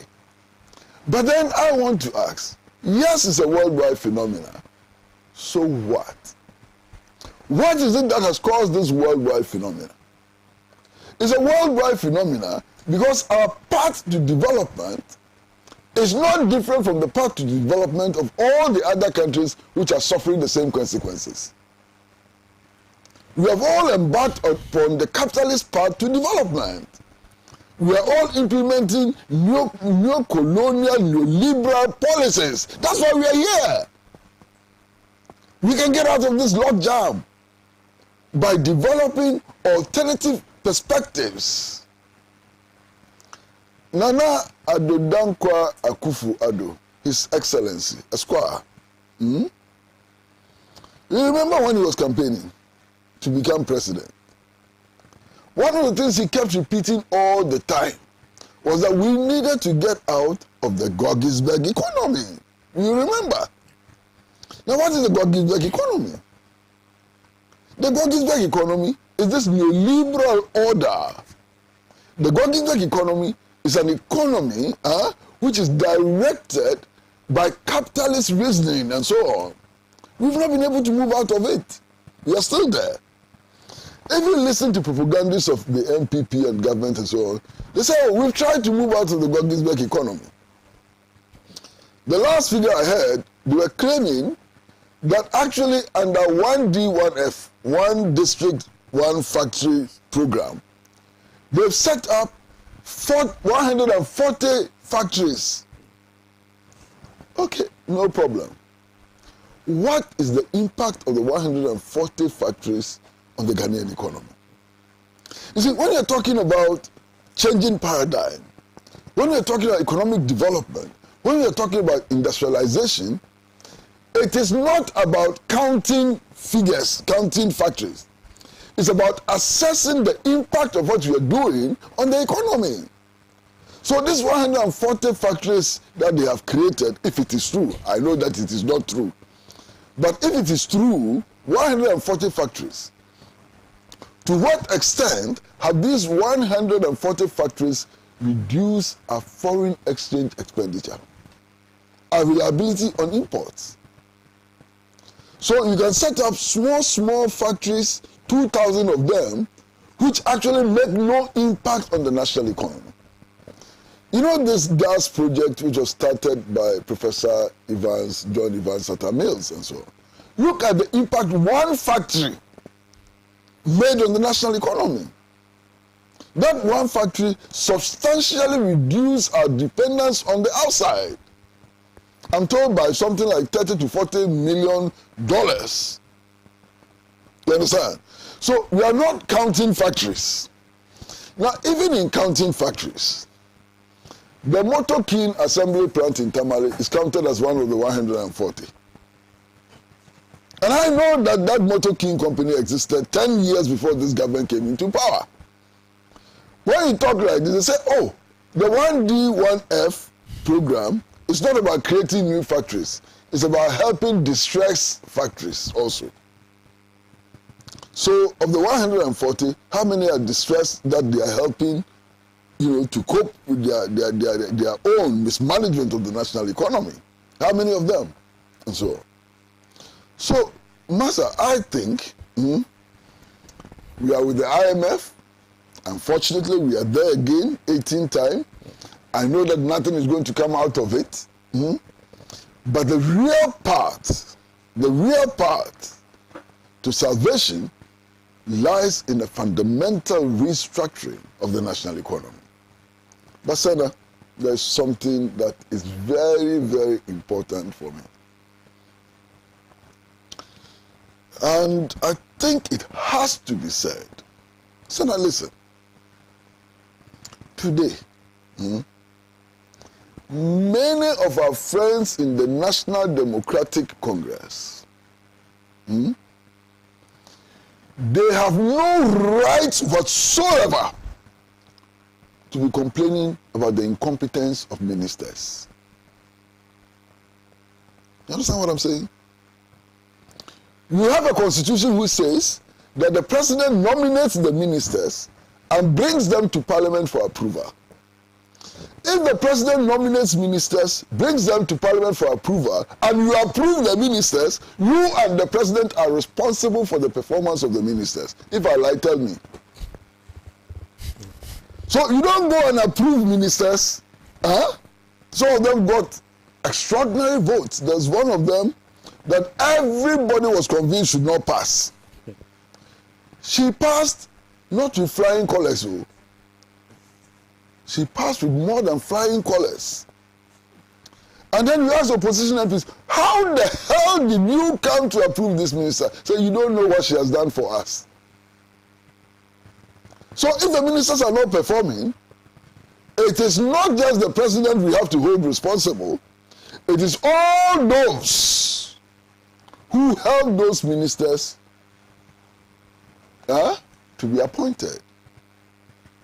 Today, there are people in parliament on the so-called minority side, and I don't accept that there's a minority side in parliament. But let's follow the jargon. There are people in parliament on the so-called minority side who are jumping to hell about the incompetence of Oforiatta and why Oforiatta should be dismissed and so on. They should cut that hypocrisy. We are not interested in that hypocrisy. Why? Before they went and approved Oforiatta for the second time, he had been working for 4 years. They knew his performance, and yet they approved him.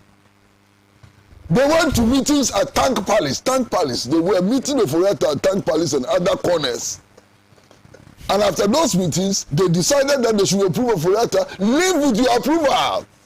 Who imposed Oforiatta on us? We have no right to criticize him. Master, if I lie, tell me. No, if I lie, just tell me. Now, this IMF deal,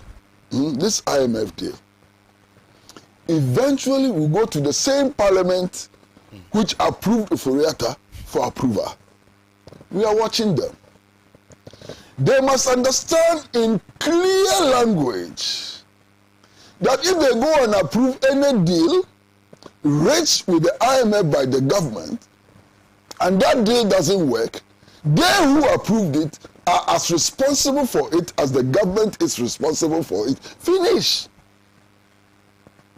So they must be careful what they approve and what they don't approve.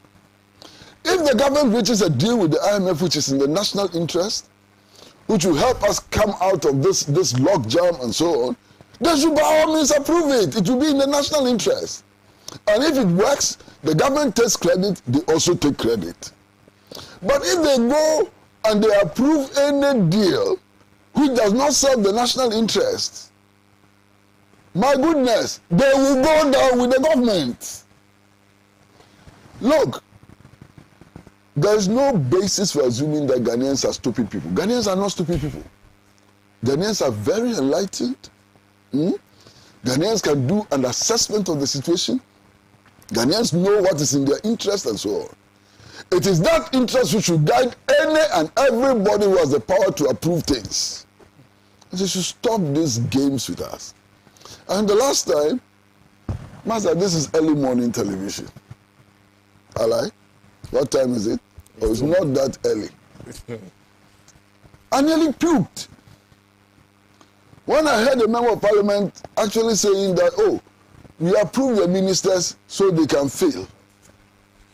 We know they are incompetent. We are going to approve them so they can fail, and then we can come to power. Are you mad?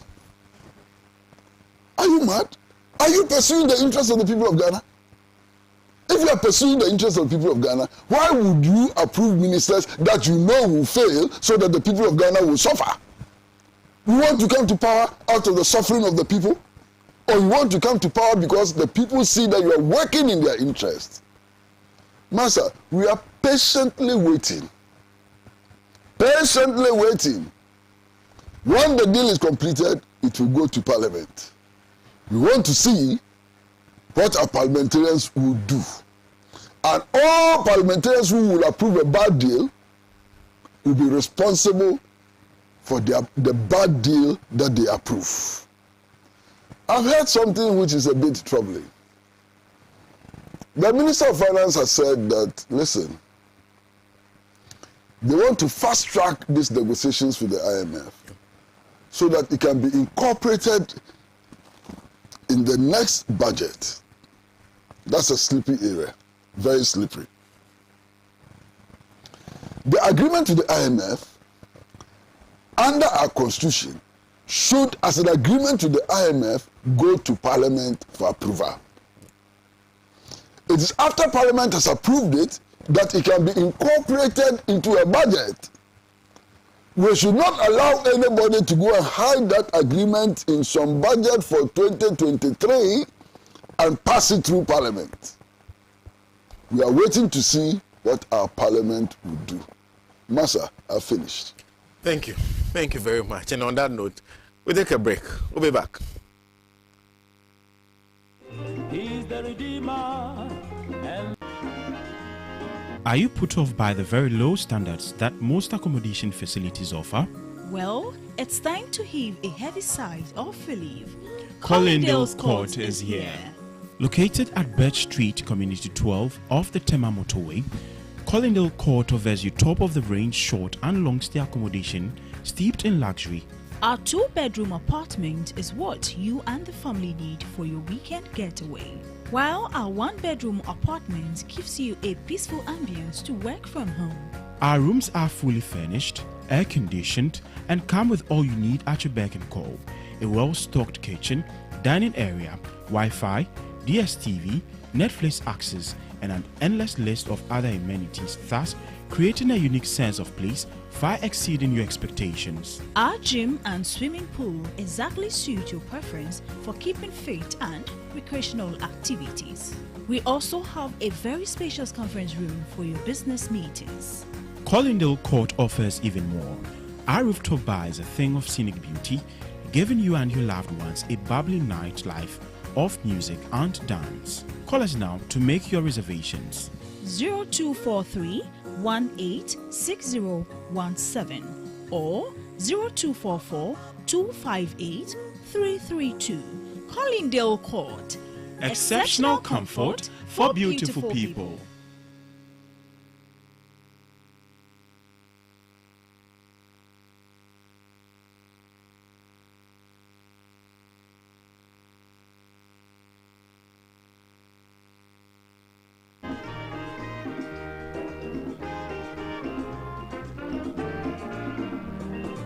He has labored, he has suffered to lead his people into the land of freedom.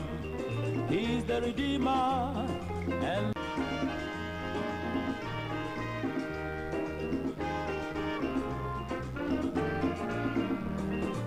he has labored, he has suffered to lead his people into the land of freedom. He's the Redeemer and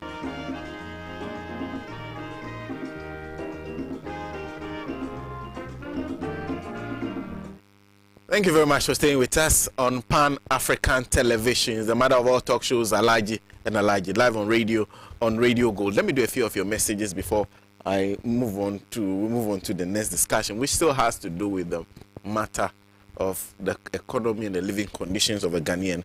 This is Magdo from Alhaji, who says Kama has a special way of dealing with people. Where is the most liar, Vice President Bawumia, who was lecturing voodoo economic theory when he was in opposition? Where are the men the septuagenarian president claimed they have to solve our problems? Talk is cheap, and never again should Ghanaians vote for this super incompetent president and vice president, including the substandard appointees, to come closer to political power. That's coming from Magdo. A few of the ones you're sending to us via Facebook. Ibrahim Jonathan says the IMF is helping to restructure our debts. How did we get to this high and unsustainable debt? How did we get to this poor economic stage? The MPP government mismanaged the economy. The neighboring countries are not suffering as we are doing in Ghana. There's Jibril. Okay, I think Jibril's one is repetition. Samalama. They will continue to fail because they don't want to admit that corruption, lawlessness, cluelessness, thievery, and other irresponsible conduct in governance are the main cause of the collapse of our economy. He sent that as from him. There's Emmanuel Boyko who says Ghanaians, the Ghanaian likes lies more than the truth. So when you tell a lie to the Ghanaians, he is happy until you start feeling the lies before he will understand the truth. Tinko, that's coming from him. Lokman Ano Yusuf says, I like the way Nii Yarboi Annan does his analysis. He does it to the understanding of everyone. There's Nasir Mohammed, who is joining us. God bless you. These people said they have taken over their country, and they are telling us they can mess it up as they please. I remember a song that says, it's my party, and I can as I want. The problem is that we are not the owners. We who are not the owners are suffering more than the owners. They have messed up everything. A bunch of very dishonest, arrogant, and greedy people. A mafia has taken over this country. Yakubu Abdul Razak, please, Sena, can we as Ghanaians start some civil unrest to send this wicked man and his government away? Then there is okay, I think I've read Dennis Yakwete once already. Amenya Vistimin says is an act of insincerity and shamelessness for Akufo-Addo and MPP NDC for the embarrassment that Akufo-Addo received. Granted was orchestrated by the NDC. Have they forgotten what they did to JM in London?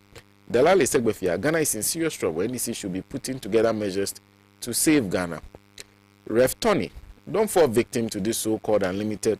Okay, he is giving another warning on something else. Shura Habil Masaka Hadi is joining us. Says this poor incompetent party called MPP is destroying our motherland.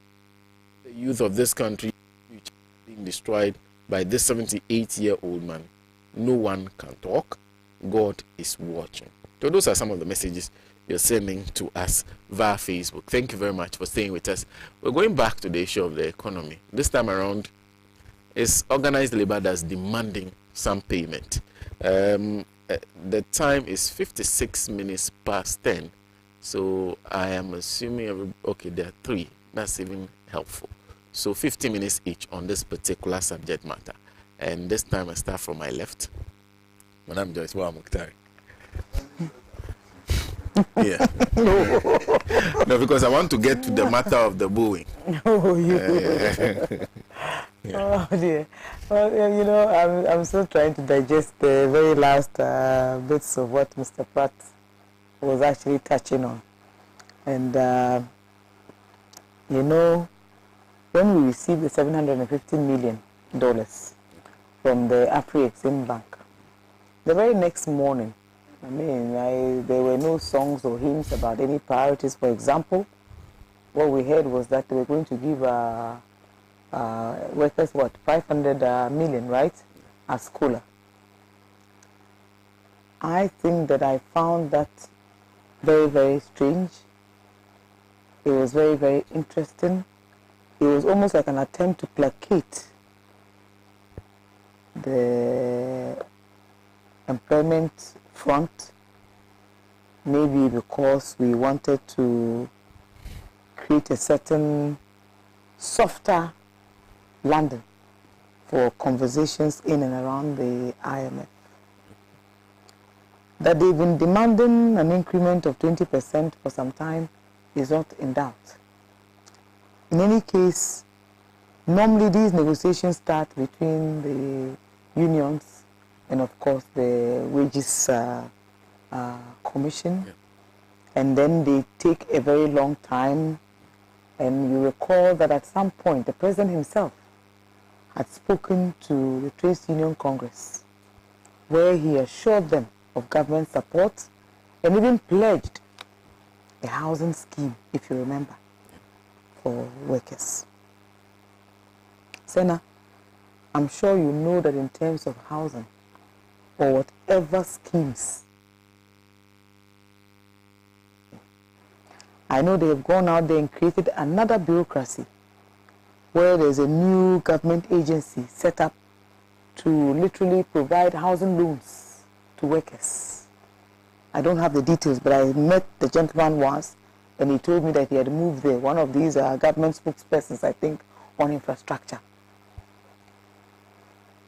And then I asked myself, are they going to put some money into a kitty so that you determine who is able to access the fund or the money? Interest rates will apply. You investigate and review all the documentation they submit before you give it to them. I then also wondered, why do we even have to go out there and create another bureaucracy? I know, for example, that most of these government institutions have conditions of service. They have housing loans, they have rent allowances, all types of them. In fact, in some of them even, you can take a loan for a certain number of years, guaranteed by the institution, to either build or to buy a property that is all yours. And then you pay as you go along. But then again, you ask yourself, what exactly is government trying to do in terms of matters to do with employment or conditions of service or salary increments? When the CHAS complained about feeding grants for senior high schools, if you remember, they were attacked by government appointees. When the president himself told teachers that if you wanted to remain poor, then you should stay in the teaching field. When UTAG and others went on strike, we were all here in Ghana. We saw how those matters were handled. In fact, for weeks even, government decided to ignore them and call them blackmailers and all of that. They went back and forth, and eventually something was handed out. So in a few weeks after we heard about the COLA being paid, we have heard that they have reviewed the current rate of inflation, which one professor who is always on social media actually pegs at over 80%. They are asking for 20% across the board. But Sena, where is government going to get the money from? Where is government going to get the resources from? How on earth is government going to come up with that amount of money? Government is unable presently to meet even its basic commitments. Interest rates on its debts. The central bank is on its knees. Exchange rates are nowhere near reasonable. I have no doubt in my mind that government will struggle, even with a 10% salary increment across board. I don't know how they'll cope with a demand of 20%. Maybe government wants to buy its peace, so maybe once more they'll look for some soft loans, try and borrow from some other quarters, but I doubt that that will even work. Minding the fact that in all the conversations around our debts and whether or not they are sustainable or otherwise. We haven't added even the Shino Hydro debt. We haven't added those owed by Cocoa Board in particular, because we are told the Cocoa Board is almost also on its knees. 14 billion. Absolutely. So it is almost as if they are totally borrowed out to the health. Take the GMPC loans, for example. You know that presently GMPC has to borrow even to pay for its staff. So it is not even as if this is a conversation that anybody is willing to have. I don't have any clues how government intends even to take up this responsibility. But Sena, how did we arrive here? Right up from 2016 to date, in chasing one man's ambition to become president of Ghana, almost every association, every state institution, or at least most of them in the main, were all reduced to appendages or vestiges of Akufo-Addo's campaign. I remember recently that I saw a headline where the Judicial Service itself has asked for the Controller and Accountant General to speed up on payment of his allowances, which were still outstanding. It was a subtle but direct request. It tells you that they have been in arrears for some time. I also heard recently President Akufo-Addo praising the administrator for the Common Fund for constructing some court facilities in the Volta region, which were recently commissioned for use. I also do know that one of the key challenges that the IMF is currently grappling with in terms of the conversations leading up to the loan to Ghana is to do with the size of Ghana's payroll. Many experts have written. There's also analysis out there in terms of data and statistics on the size of government's payroll in Ghana. We also know about the size even of the Office of Government Machinery alone and what it costs the taxpayer annually. We know the number of nurses whose allowances are in arrears. We know the number of teachers whose salaries are in arrears, and many others. Not to talk about state institutions that are heavily indebted and are unable even to meet their debt obligations. So how on earth is government going to come up with 20% salary increment across board at this time? So we are in a chicken and egg situation where government is borrowing with one hand, trying to maintain a balance with the other, but in the middle, there's a huge space where government workers are completely down and out. You know, don't forget that most of these people have to find rent, pay huge rent advances. You know, each time you meet young people who are actually now starting out on the ladder in terms of employment, Sena, one of the biggest challenges is to do with accommodation, to do with housing. Basic amenities. You find people in some, employments who have to go through all sorts of challenges just to put a roof over their head. Recently, I had students who were actually being literally chucked out of the University of Ghana because they were in their accommodations months after their courses had ended, simply because they have nowhere to lay their heads. But now, what are some of the things that were promised prior to these conversations about salary and salary increments? We had government spokespersons who were speaking largely about how all our allowances were being paid, how better incomes were being paid. What they forget to calculate into the whole conversation is that we are currently grappling with the highest in terms of inflation. You know, sometimes I wonder why Parliament doesn't wade into some of these public debates to call for discipline, to call for a reduction in waste to call for a reduction in luxury of persons in and around government. It's against the poor taxpayer. There were conversations about ghost names. But remember what the Auditor General has just told us, that in the space of 2020 and 2022, in fact in 2022 it was even higher, because in 2021 the figure is that we lost about 17 million Ghana cedis. Prior to that it was 12 million. Where did all these monies go to? And who is being surcharged for these monies? And are some of these persons in this category the same people who are calling for a 20% salary increment?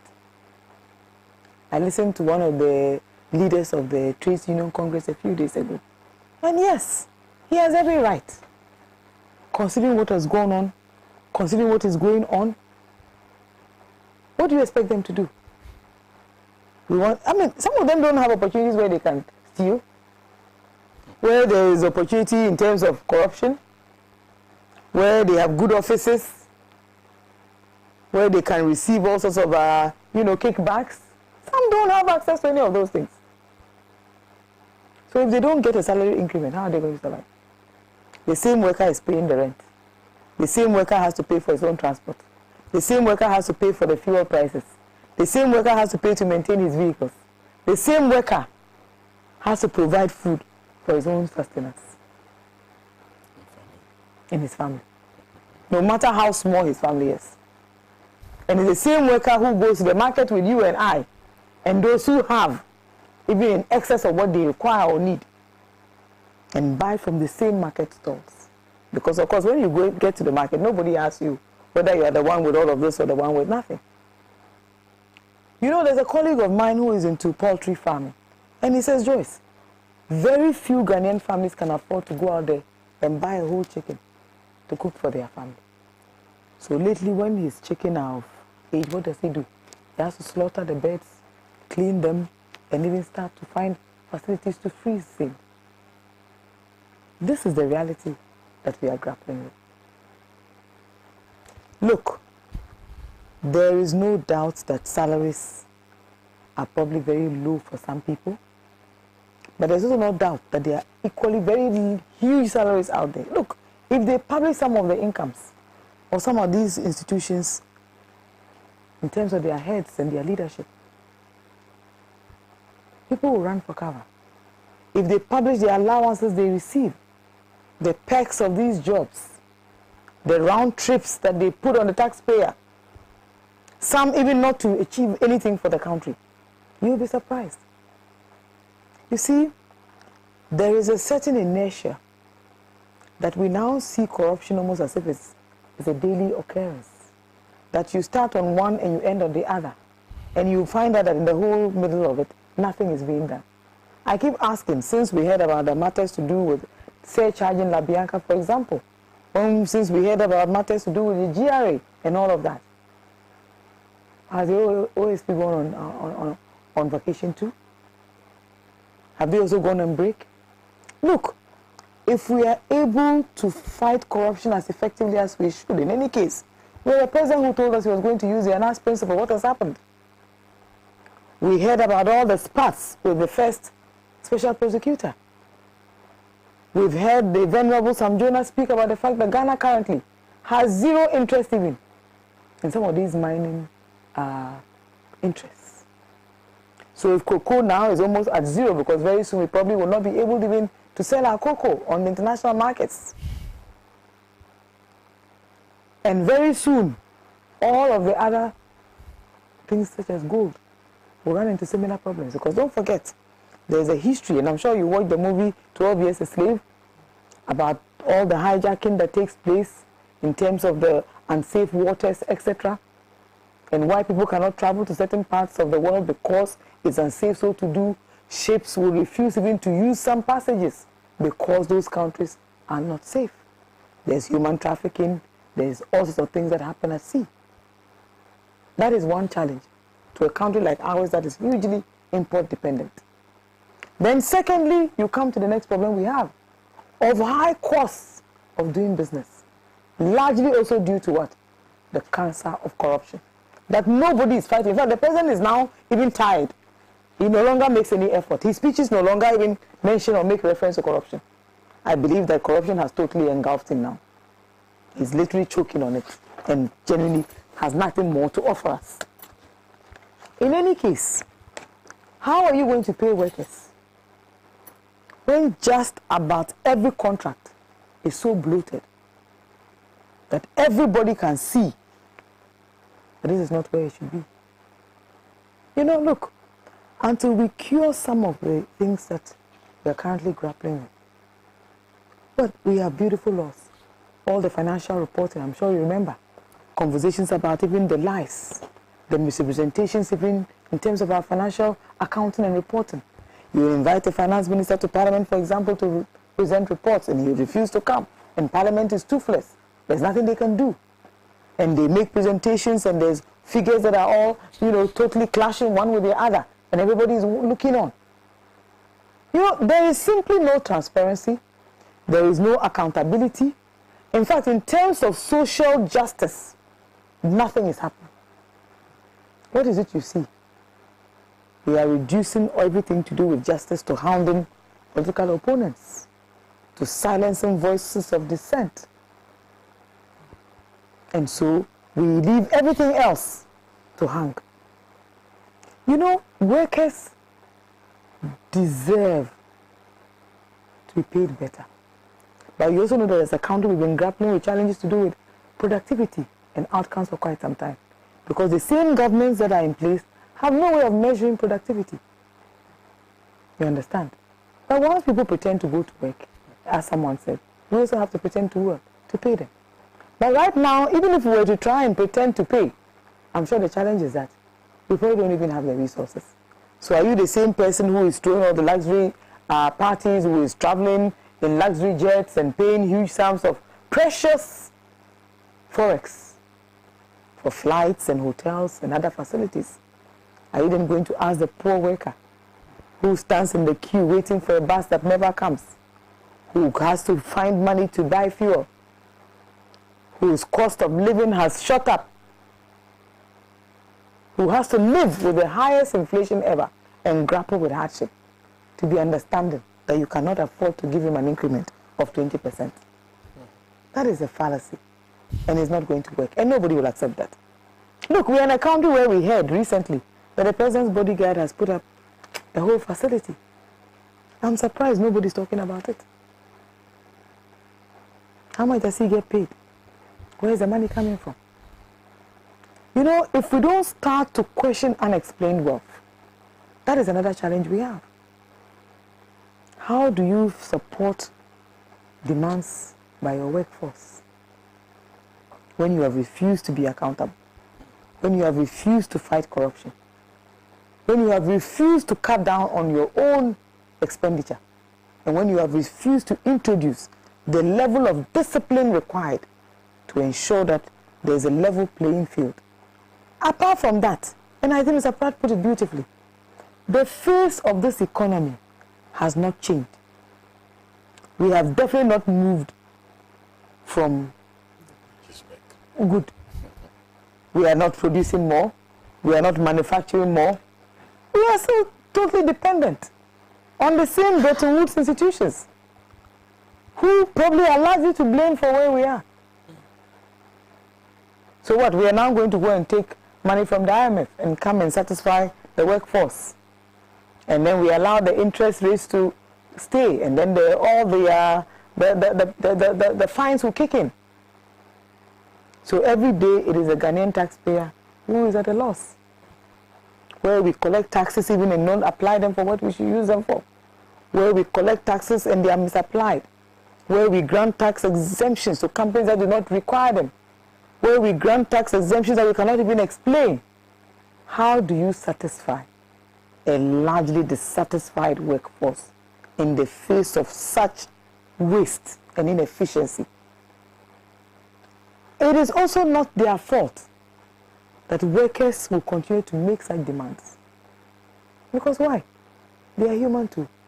They have needs too. And like I said, most of them don't come anywhere close to the levels of funds that are available to others, to the opportunistic money-making ventures that take place behind closed doors, some in broad daylight. It's not possible. So how do you then fend off a dissatisfied workforce? That's the question. Thank you very much. Thank you. Yes, let me just go on YouTube quickly because I have a couple of messages. Junction Past, that's the name. Hope Allah will salvage Ghana from this super incompetent MPP government. Abdul Rahman Time Ibrahim says it's time Ghana be auctioned to a developed country for reshaping. There's this proposal. Joseph Aloti, his message makes my day. Says, woman, your delivery is marvelous. I guess he's referring to Madam Jaswa Muktari. Vincent Kwame Gawonu says, Ghanaians, please note you are in serious problem because this MPP government led by President Nana Addo Baumia become clueless about governance. And then there's Margaret Tofa. Okay, she only says she's late. Welcome, Margaret. Good morning. Kingsley Kojo says, thank you, Mr. Pratt. You hit the nail right on the head. I have never forgiven NDC MPs for their connivance for approving Ken Oforiata. That's coming from him. So those are some of the messages you're sending to us via YouTube. I go to Mr. Annan for his thoughts on this discussion. Our government will meet 20% demands. First and foremost, I would want to go over some few things, just to elaborate and bring some clarity to some of the things we have said or have been said by Madam Joyce and Uncle Pratt. One is that we find ourselves in full recession. And accept that thinking that a negative growth in 2 successive quarters means that you are in recession. When there is a decline in real GDP, you are in recession. When there is a decline in employment, there is a recession. When there is a decline in real income, there is a recession. And then when industrial production has suffered drastic reduction, there is certainly a recession. So for me, Ghana is in full-blown recession. Let us not, dress it up. We are in full-blown recession. We have hit what we call economic crisis. This is a full-blown one. The other thing I want to go on is the fact that our debt to GDP is 100%. I think it goes beyond the 100%. Every blessed day we find deterioration in the currency. It goes beyond that 100%. And of course, it becomes worse when the so-called off-balance sheets debts, like the Cocoa Board, like the financial bailout, ESLA, and all that, added to the total debt of this country. Not forgetting government's own arrears. Whatever negotiations is going on, they would, or the IMF will insist that government arrears to contractors and other service provided be treated as a debt. And with that, clearly, we would go beyond the 100% debt to GDP. So what it means is that whatever we produce, not our revenue, whatever, the value of whatever we produce is less compared to our current debt position. Now, the other thing about the bonds or the market, the bond market, is that the price of all the bonds have deteriorated. And to get a clearer picture, if your investment is about 10 billion, if today you decide to opt out, liquidate, what it means is that you can make away barely 6.8 million. which means you have lost almost 4 million on that same investment that you have bought with the value of 10 million. Now it's worth only 6.8 million. I would also talk about the policy credibility issue. I mean, government, when we say policy credibility, is about the finance ministry and their actions through the budget and how they are able to manage it. If you fail to manage your budget, the revenues you have budgeted to actually rake in, you are not able to do. You are not able to control your expenditure into acceptable limits. Then, that is what we all refer as policy credibility. You not having any policy credibility, because the only policy we are talking about is that of the fiscal policy. And therefore, there is no credibility when your policies in terms of the budget keeps failing. So when you say that, oh, we are going for,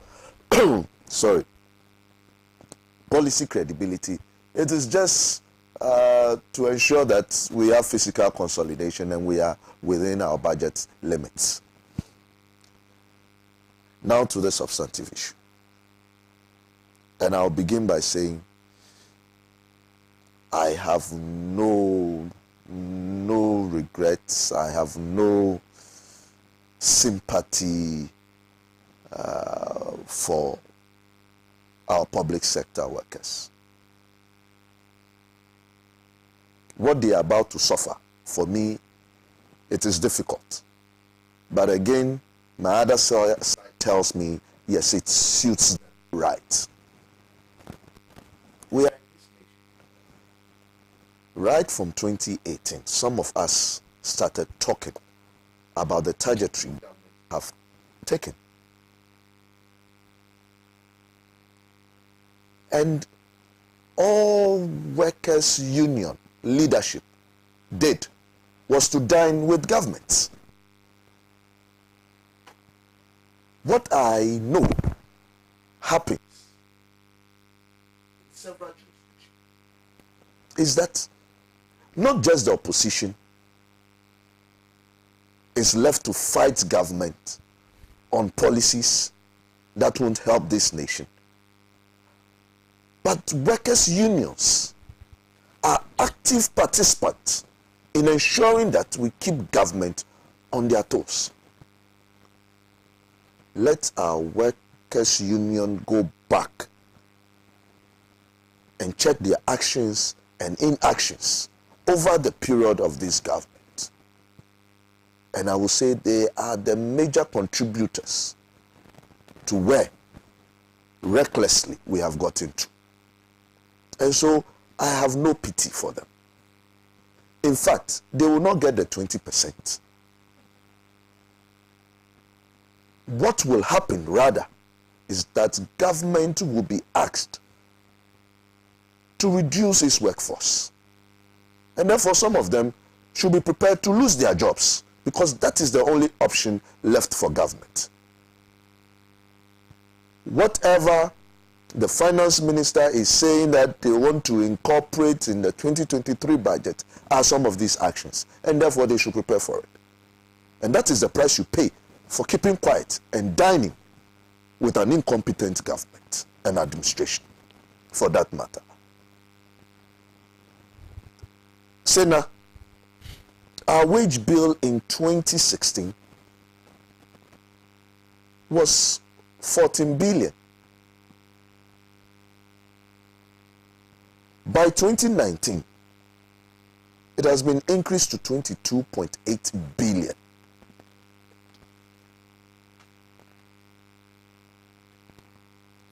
Did you felt it? I'm asking you. 2016, our wage bill was 15 billion. The wage bill shot up, not with COVID, not with Russia and Ukraine, went up to 22.8 billion as we speak, our wage bill is over 30 billion. Between 2016 and 2022, we have had 114% growth in our wage bill. 140 compared to our tax revenue, which was in 2016 38 billion and now 55. An increase of 45% of tax revenue. And are you telling me that the leadership of workers' unions in this country couldn't portend that the path for which government has insisted to be on will actually cost them their jobs? But they were in the boardrooms.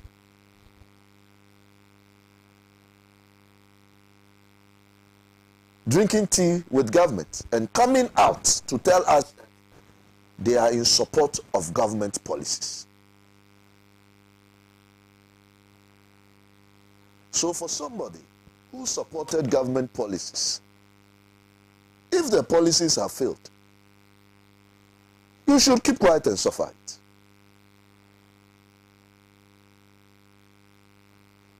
Another thing we have to look at, the CPI as of August 2019 was 108.7.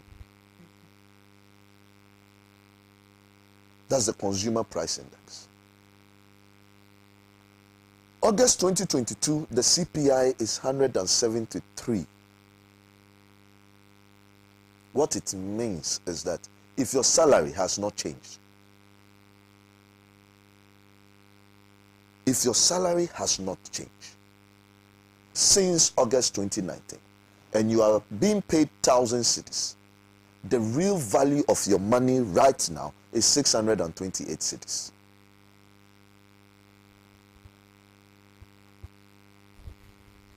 Which is more than 30, almost ranging closer to 40% loss of value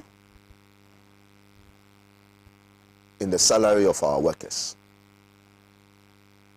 So asking for 20% really is not asking for too much. But the price you pay for not talking, for not being on the street, leading workers to support government policies when we all kept warning that this is where we are heading to. And where we were heading to is a crash. Now the crash has happened. Why should I support you to get your 20%? I am aware the negotiations are far ahead to make sure that we bring the compensation to employees within certain limits. And therefore, certainly, what they should be thinking about, what the public sector workers and civil servants should be thinking about, is their retirements. And the pensions are not there. So we would defer that in the interest of Ghana, they should be prepared for that. And I'm praying that there will be no agitations from the workers' front. I don't want to go back and remember some of them. The things they said during COVID times. when we kept complaining that government, you are being reckless. They said we should come together to support government. We shouldn't be doomsayers.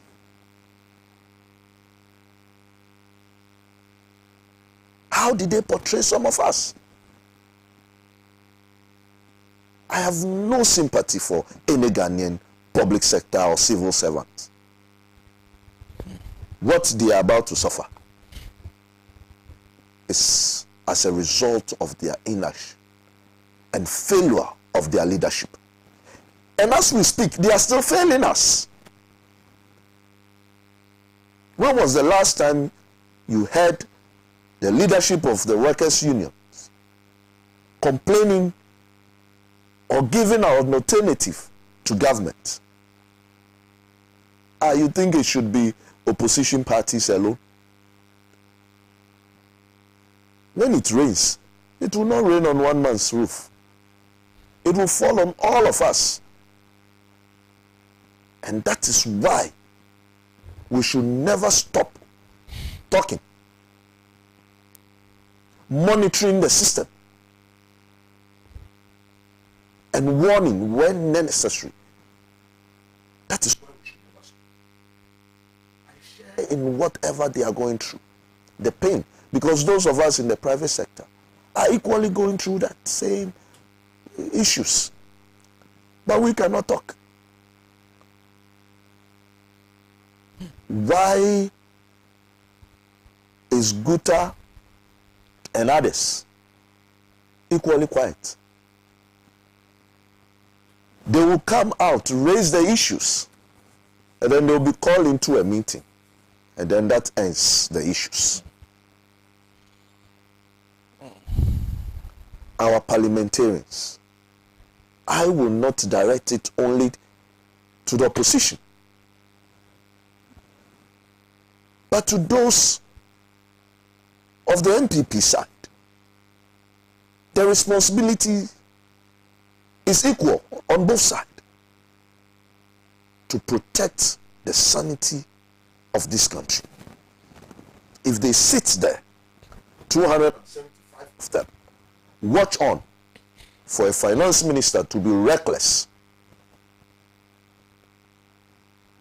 then they have all 275 of them failed us. They have all failed us. And more so, those on the government side have failed us more. We shouldn't make it as if it is the opposition. The responsibility is only for the opposition in parliament or the minority. I don't know how to refer to it. The artificial minority or artificial majority. I don't know how to refer to it. Workers of this country have brought this to themselves for keeping quiet. Okay. And there is no excuse. They should suffer and bear the consequences. Thank you. Okay, on YouTube, Margaret Tofa says I should tell you that the union leaders will of course not suffer. They've been sorted. It's the grassroots. That's from Margaret Tofa. Thank you very much, Nii. And just a few, okay, this one is coming from Kwame Sedeming Sovie, who says, just opposing the sugar-coated promises made in opposition, the abysmal delivery in government by this government, it is without a doubt that President Kufuor is a stark definition of failure. And he ends by saying, Ghana do Agba. And this is fine, Amra here. He says, and I'm seriously concerned about this coup d'etat in our neighboring countries. So, a hungry people who continue to face hardship and has nothing to lose can't be trusted. There's also, okay, so Frank Goka, who says, Sana Mr. Annan has perfectly and precisely hit the nail on its head. Mr. Pratt, on this issue. Well, I think this is a very simple and straightforward matter. It is not complicated at all. It is the workers who are the creators of wealth. Simple. You see, you can have bags of money, capital. If you leave it in this studio lock the studio up and come back 5 years later, the money would have deteriorated to not have done anything. You understand? You buy nails, you buy wood, and you buy the saw and plane and so on for making furniture. If you do not apply human labor, if you do not apply labor to the nails, the wood, and so on, the value would not improve. I hope you understand what I'm saying. It is only human labor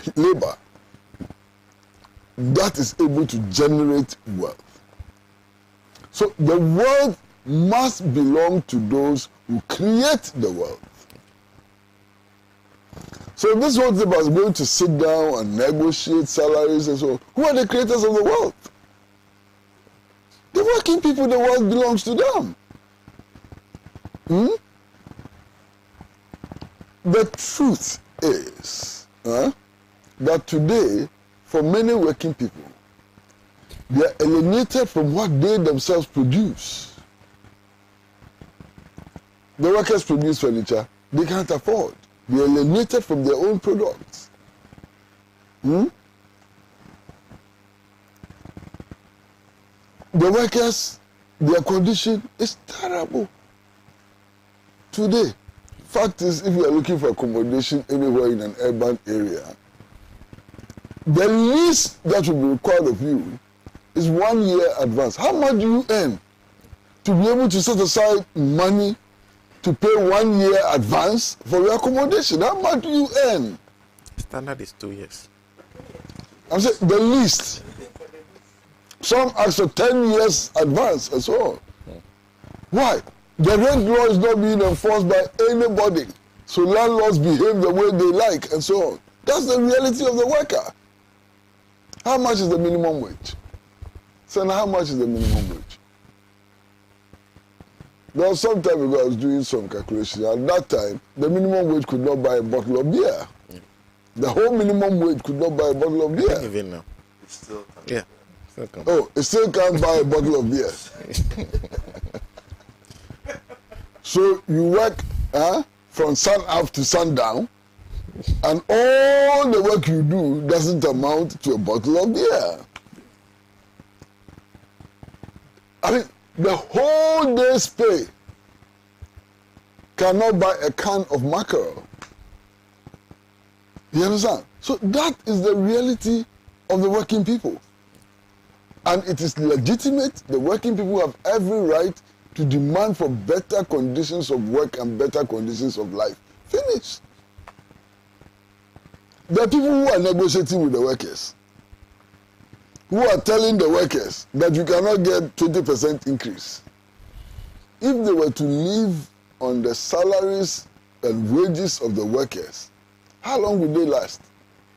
Some of them, they spend the workers' whole month's salary, the whole month's salary of the worker on one lunch with their side chick. One lunch with side chick, the workers' whole month's salary is gone. And they are able to sit there and look workers in their face and say, your demands are unreasonable. Oh, why? Why? Is the truth? The side chicks. Yeah, but it's true, do I lie? Am I lying? I would be shy to say it aloud. I say that privately. No, but am I lying? No comments. No, the worker's whole month's pay. A worker feeding a family of about 5 or 6 and so his whole month's pay. This big man goes to lunch, one lunch with side chick, consumes all that. And then they can sit in front of the workers at their resign and say, your demands are unreasonable. Master, it's okay. Let's move on. Well, thank you. Yes, just one or two messages, then we'll jump on and finish up with the last topic for discussion. Prince Henry Koforidua says President Akufo-Addo must sack the Lands and Natural Resources Minister with his deputies and all regional ministers in Galamsey regions because they have failed woefully in the fight against Galamsey. Nana Akufo-Addo made Galamsey one of his social interventions. The future is pregnant. And he says until the MPP government accepts their part of the current hardships and economic crisis and bring on board all on board to find a better solution, we shall continue to remain where we are. The dishonesty of the Nana Bawumia-led MPP government is legendary. That's coming from Prince Henry in Koforidua. There is also Mystic Wanda in Sawama Dajuri, who says the deputy. Okay, he says okay. For it's inarguably clear and undeniably fact that the MPP has failed Ghanaians woefully by shamelessly blaming the abysmal performance on Russia-Ukraine war, and very soon they will blame their erectile dysfunction and impotency on people. Never again to this nation regrets. No, I was reading. I never said anything. I'm just reading message. Alasa Sena in Tema says the IMF has allowed itself to be coined by this crooked crop of people. Whatever amount they are approving for the Akufo-Addo government must know. They must know it is the citizens that are to pay in returns for transparency's sake and value for money audit. The team from IMF must engage stakeholders. The NDC caucus in Parliament. The MPP has filled the masses. Ghana's debt stock is almost 400 billion. The IMF must be interested to know how they spend all the monies borrowed. Nothing is seen to be working. The economic hardship is unbearable. But in all this, the president continues to fly in expensive jets, bath in the skies like nobody's business. I understand the IMF will meet the NDC caucus next week as part of their conversations with various stakeholders whilst they negotiate with government. But let's move on to another discussion. Becoming confusing because from the same government, people are saying the president was being cheered. In fact, I've watched videos played on a certain program on TV where people were actually cheering the government, the president. But what we've seen is that he was actually booed whilst he was addressing the Global Citizen Festival. And Mr. Katie Hammond gave it to the youth. He said that we have coconut hairs with nothing in it. We cannot run this country without the help of elderly people. There are others who have even said that the crowd that went there were paid 120 Ghana cedis each to boo the president.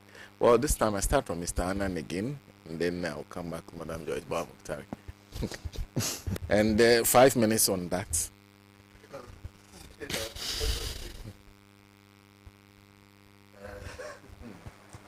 This should be an argument, whether it was booing or cheering or whatever. I think if you have watched some of the videos, it was very clear. They just did not boo. They were saying all sorts of things. The youth were, in fact, pouring out their frustrations. Those frustrations are not new to us. We all know about them. I am a Ga, and in our custom, when you are booed, it's actually a curse, especially when you are a leader, like a chief or a priest in our tradition. The necessary rites should be performed to take off the curse from you. And especially where they were standing and the actions of the youth meant that our president will need some spiritual cleansing, and he should take it serious. He was standing close to the sea where he was booed, and I think he should take it serious. Well, the other commentary was that the youth has nothing in their head. I resonate with the youth. I am also a youth, I would say. And our heads are like coconuts. That made me recollect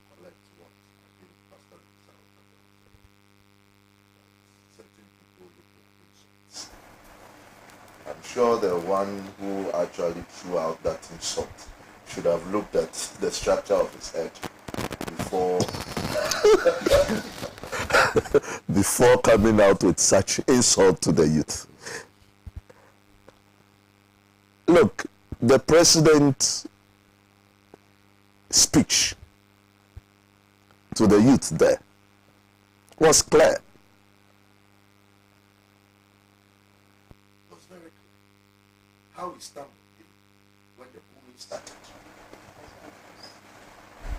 Clearly shows that he was being booed. His demeanor. We know the president. We have known him for years. We know how he speaks with confidence. That day, he was lost. He had wished he wasn't there. But as we say, you can't want to.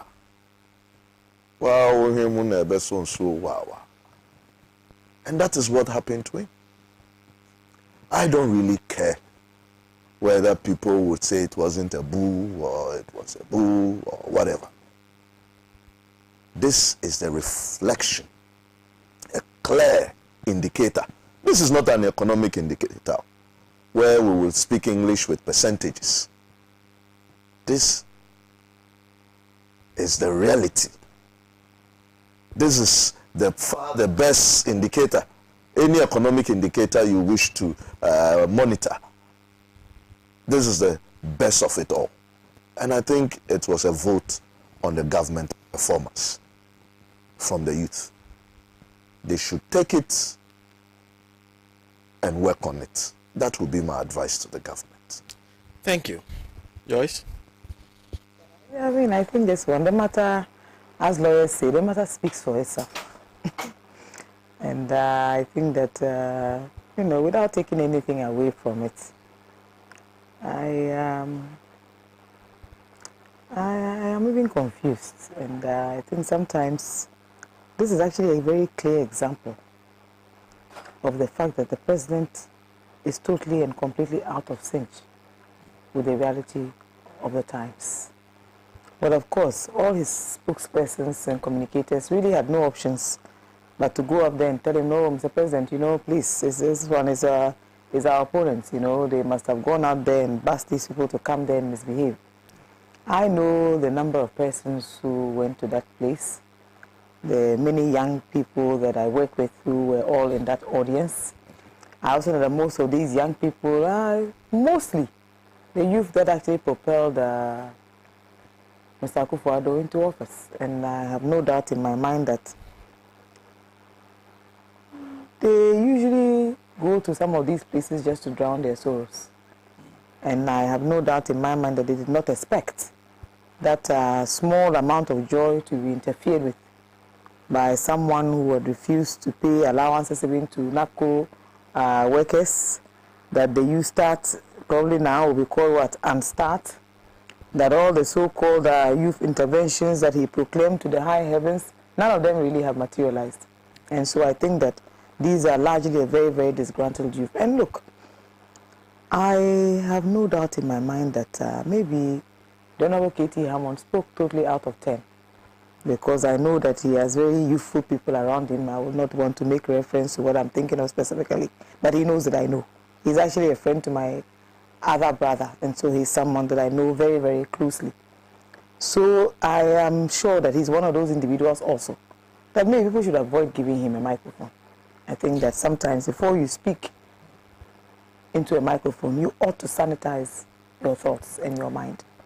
And so sometimes it's why when I'm here with Mr. Pratt and he says, I believe that he has earned the stripes. There are some things that maybe I'll even blush if I had to repeat. And so I will probably find it very difficult even to think about them, let alone to speak to them, even if it's in private. So I think that sometimes elders should also be very mindful of the things they say. I have a very interesting theory. And a few days ago, it was a very, heated debate on one of our platforms about how they subjected John Dramani Mahama to all sorts of attacks. I mean, what happened there pales in comparison. I'm sure you remember when President Mahama went to the UK a few years ago. The MPP UK branch, and of course members of AFAG, and today I'm sure that most of their leadership are ashamed of this government. Some of them no longer even speak for the government. They don't make any comments. They just refuse even to be associated with this government now. Totally ashamed and feeling very bad about the unalloyed support and loyalty that they give to President Akufo-Addo and, of course, Alhaji Mahmoud Bawumia. So be that as it may, we have many examples. In fact, in Ghana, we do not lack examples of amazing young people, great ones, with demonstrable capabilities on all fronts and on all legs. So I know that Ghanaian young people are more discerning than that, and I think that Katie Hammond's comments should be treated with the contempt that they deserve, and I believe that this is a wake-up call to this now very clueless government. I know the things they go and tell the president, and I'm sure that sometimes presidents such as Mr. Akufo-Addo enjoy a certain type of patronage. You know, he throws some very good tantrums. So if you work very closely with him, you'll be terrified even to go to him and admit of certain facts, except they are facts that are known to himself as a person. But if they are facts that you know about, you dare not go and speak truth to that level of power that he enjoys. So I'm not surprised. And whatever they say, however they say it, I believe that the jinx is finally broken. That people now know that for all the empty promises, none of them have materialized. I think that we all see it for what it is, a scam, just a dishonest type of leadership, and people have seen through the rules. So let's stop nitpicking and admit it for what it is. And you know, we've seen prime ministers, presidents who have been pelted with eggs, with water, and all sorts of things. It's not the first time, it will not be the last time. But certainly what is good for the goose is good for the gander. And I think that in terms of disgrace of a public figure, President Akufo-Addo should respect the office. And if he starts to lead by that example, I'm sure everybody else will follow. But so far, I haven't seen or heard. He himself throws those same sorts of jabs at his predecessors all the time, and he sees nothing wrong with it. If you want to be treated well, you ought to learn to treat others just as well. I believe in that whatever you don't want done to you, do not do it to others. And so I live by that principle. Thank you. Thank you very much. Mr. Michael Flu, before I come to Mr. Pratt, Akufo-Addo is blaming Russia-Ukraine war for Ghana's economic crisis. The people of Russia are demonstrating and protesting against Putin to stop the war. Akufo-Addo should expect same in Ghana very soon. It will erupt like a volcano with devastating inferno. Mr. Pratt? Well, you know, the Führer in the Second World War had the propaganda chief that up to today, you know, when he's mentioned, I mean, it strikes awe in a lot of people. Goebbels. He could turn black into white and green into indigo and so on. But in this dispensation, it seems to me that there are some propagandists who have far, far, far outrun Goebbels. Just super Goebbels in our system. How do you watch this video and turn around, look us in the face, knowing that our faculties are intact, and tell us that they were cheering the president? Even Goebbels could not achieve this feat. I mean, incredible feat. These are the propagandists we have in the system. So when somebody watches this video and tells you that the crowd was not hooting at the president, they were cheering the president, when he comes to convince you about the state of the economy, how can you believe him? How can you believe people like this, whatever they say? But that is not for me. For me, that's not even the most important part. Master, we are now being told that if you want to criticize government, look at the shape of your head first. If you look at the shape of your head and it resembles a coconut, keep your mouth shut. That's what we are being told. So before you open your mouth to criticize the Akufo-Addo government, first and foremost, look at your head.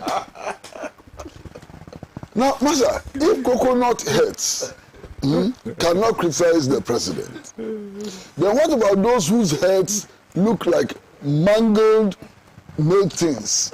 You know, some heads actually look like mangled milk tins. It's like some milk tins which have gone through World War II. So the shape of your head is very, very important when it comes to commenting on national affairs. Shape of head. That means that maybe even some presidents cannot talk. Because I've seen presidents before, and the heads they have, coconut head is better. Hey, Master, what is this? Shape of head is an issue. But you know, it's not just the shape of the head, though. There are other things. All of these fine, fine young men who are grooming their beards. Now it's a fashion, you know. They are grooming their beard, nice beard. Some even like to wear them white and so on. And then they have small earring somewhere bam in their ear and so on. I didn't know that all of you were blockheads. I didn't know. So now when I see somebody with a beard, I'll look at him twice. Hey, young men with nice beards, you are in trouble. What is this? Now, if you have leaders who have these views about youth, young people, how do we then prepare the young people to assume leadership? If we think that all young people are blockheads, coconut heads and bearded fools and so on, I think it's the worst development in all of this discussion as well. The worst development is the insults on young people. The unwarranted insults on young people. You know, me, I don't think that height has anything to do with wisdom and ability. Height, it doesn't. You can be short and sensible. You can be short and foolish. You can be short and intelligent and so on. So I don't think the height is important. Okay? But there are some people whose pastime has been to constantly be attacking the height of our president. And I think it's terrible. Okay? Then the people who say that people's physical attributes should not be used to judge them are now talking about coconut head and bearded young people. Anyway, Master, I finished. Thank you. Okay, this is coming from Seidu, who says the MPP gymnastic in this President Akufo-Addo booing saga doesn't surprise me one bit. Is it not strange that Richard Anyang, by saying that Professor Steve Hanke, the Harvard economist, is a registered card-bearing member of the NDC, simply because he keeps criticizing Akufo-Addo and his government? That's a new law. That's a new law. Seriously. That's a new law. I'm really surprised. Well, thank you very much for making time to join us on the show today. I understand today is the birthday of the man who people simply call the law. There are those who claim today is his birthday. If today is his birthday, a happy birthday to you, sir. I have been told. Uncle In fact, I think Ruben did some work, and he gave me his name as the person celebrating his birthday today. So my but Master, is that how to celebrate birthday? If indeed today is Mr. Chatuchikata's birthday, something has to happen. Hasn't he seen the videos flying around? He should organize such parties. Oh, I'm sure. I'm not saying so, but I have seen some birthday videos, and he, Mr. T, is hiding in his corner. Is that how to celebrate birthday? Go and hide in your corner. You can't you see the videos? Oh, smoke him out. He has to spend something. Happy birthday to you. Happy birthday to Godwin Mba. Today is, I understand today is your birthday too. And happy birthday to Mr. Franklin Nate, and to my uncle who is celebrating 62 years today. Happy birthday to you, who is number 3 in Sogakope. Who is always watching this program. A happy birthday to you, and thank you very much for okay, I understand today is also the birthday of Madam Emiliata. Oh, then big birthdays. They invite us to one of those birthdays. Our lunch and supper could be easily catered for. But thank you very much. Happy birthday to her, and thank you very much for making time to join us today on the show. I was joined in the studio by Mr. Kwesi Pratt Jnr., who is General Secretary of Socialist Movement of Ghana, Mr. Nii Yarboi Annan, who is a financial analyst and sitting very close to me, Joyce Boa Muktari Esquire, who is a special aide to former President John Dramani Mahama. My name is Sena. Yes. Okay.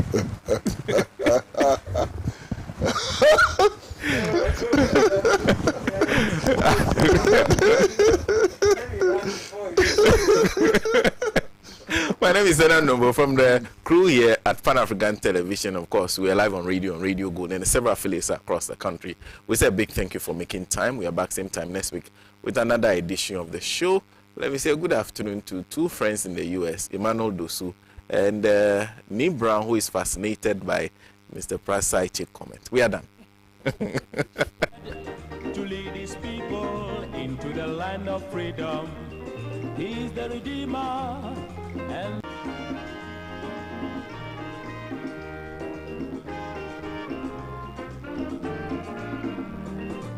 he has labored,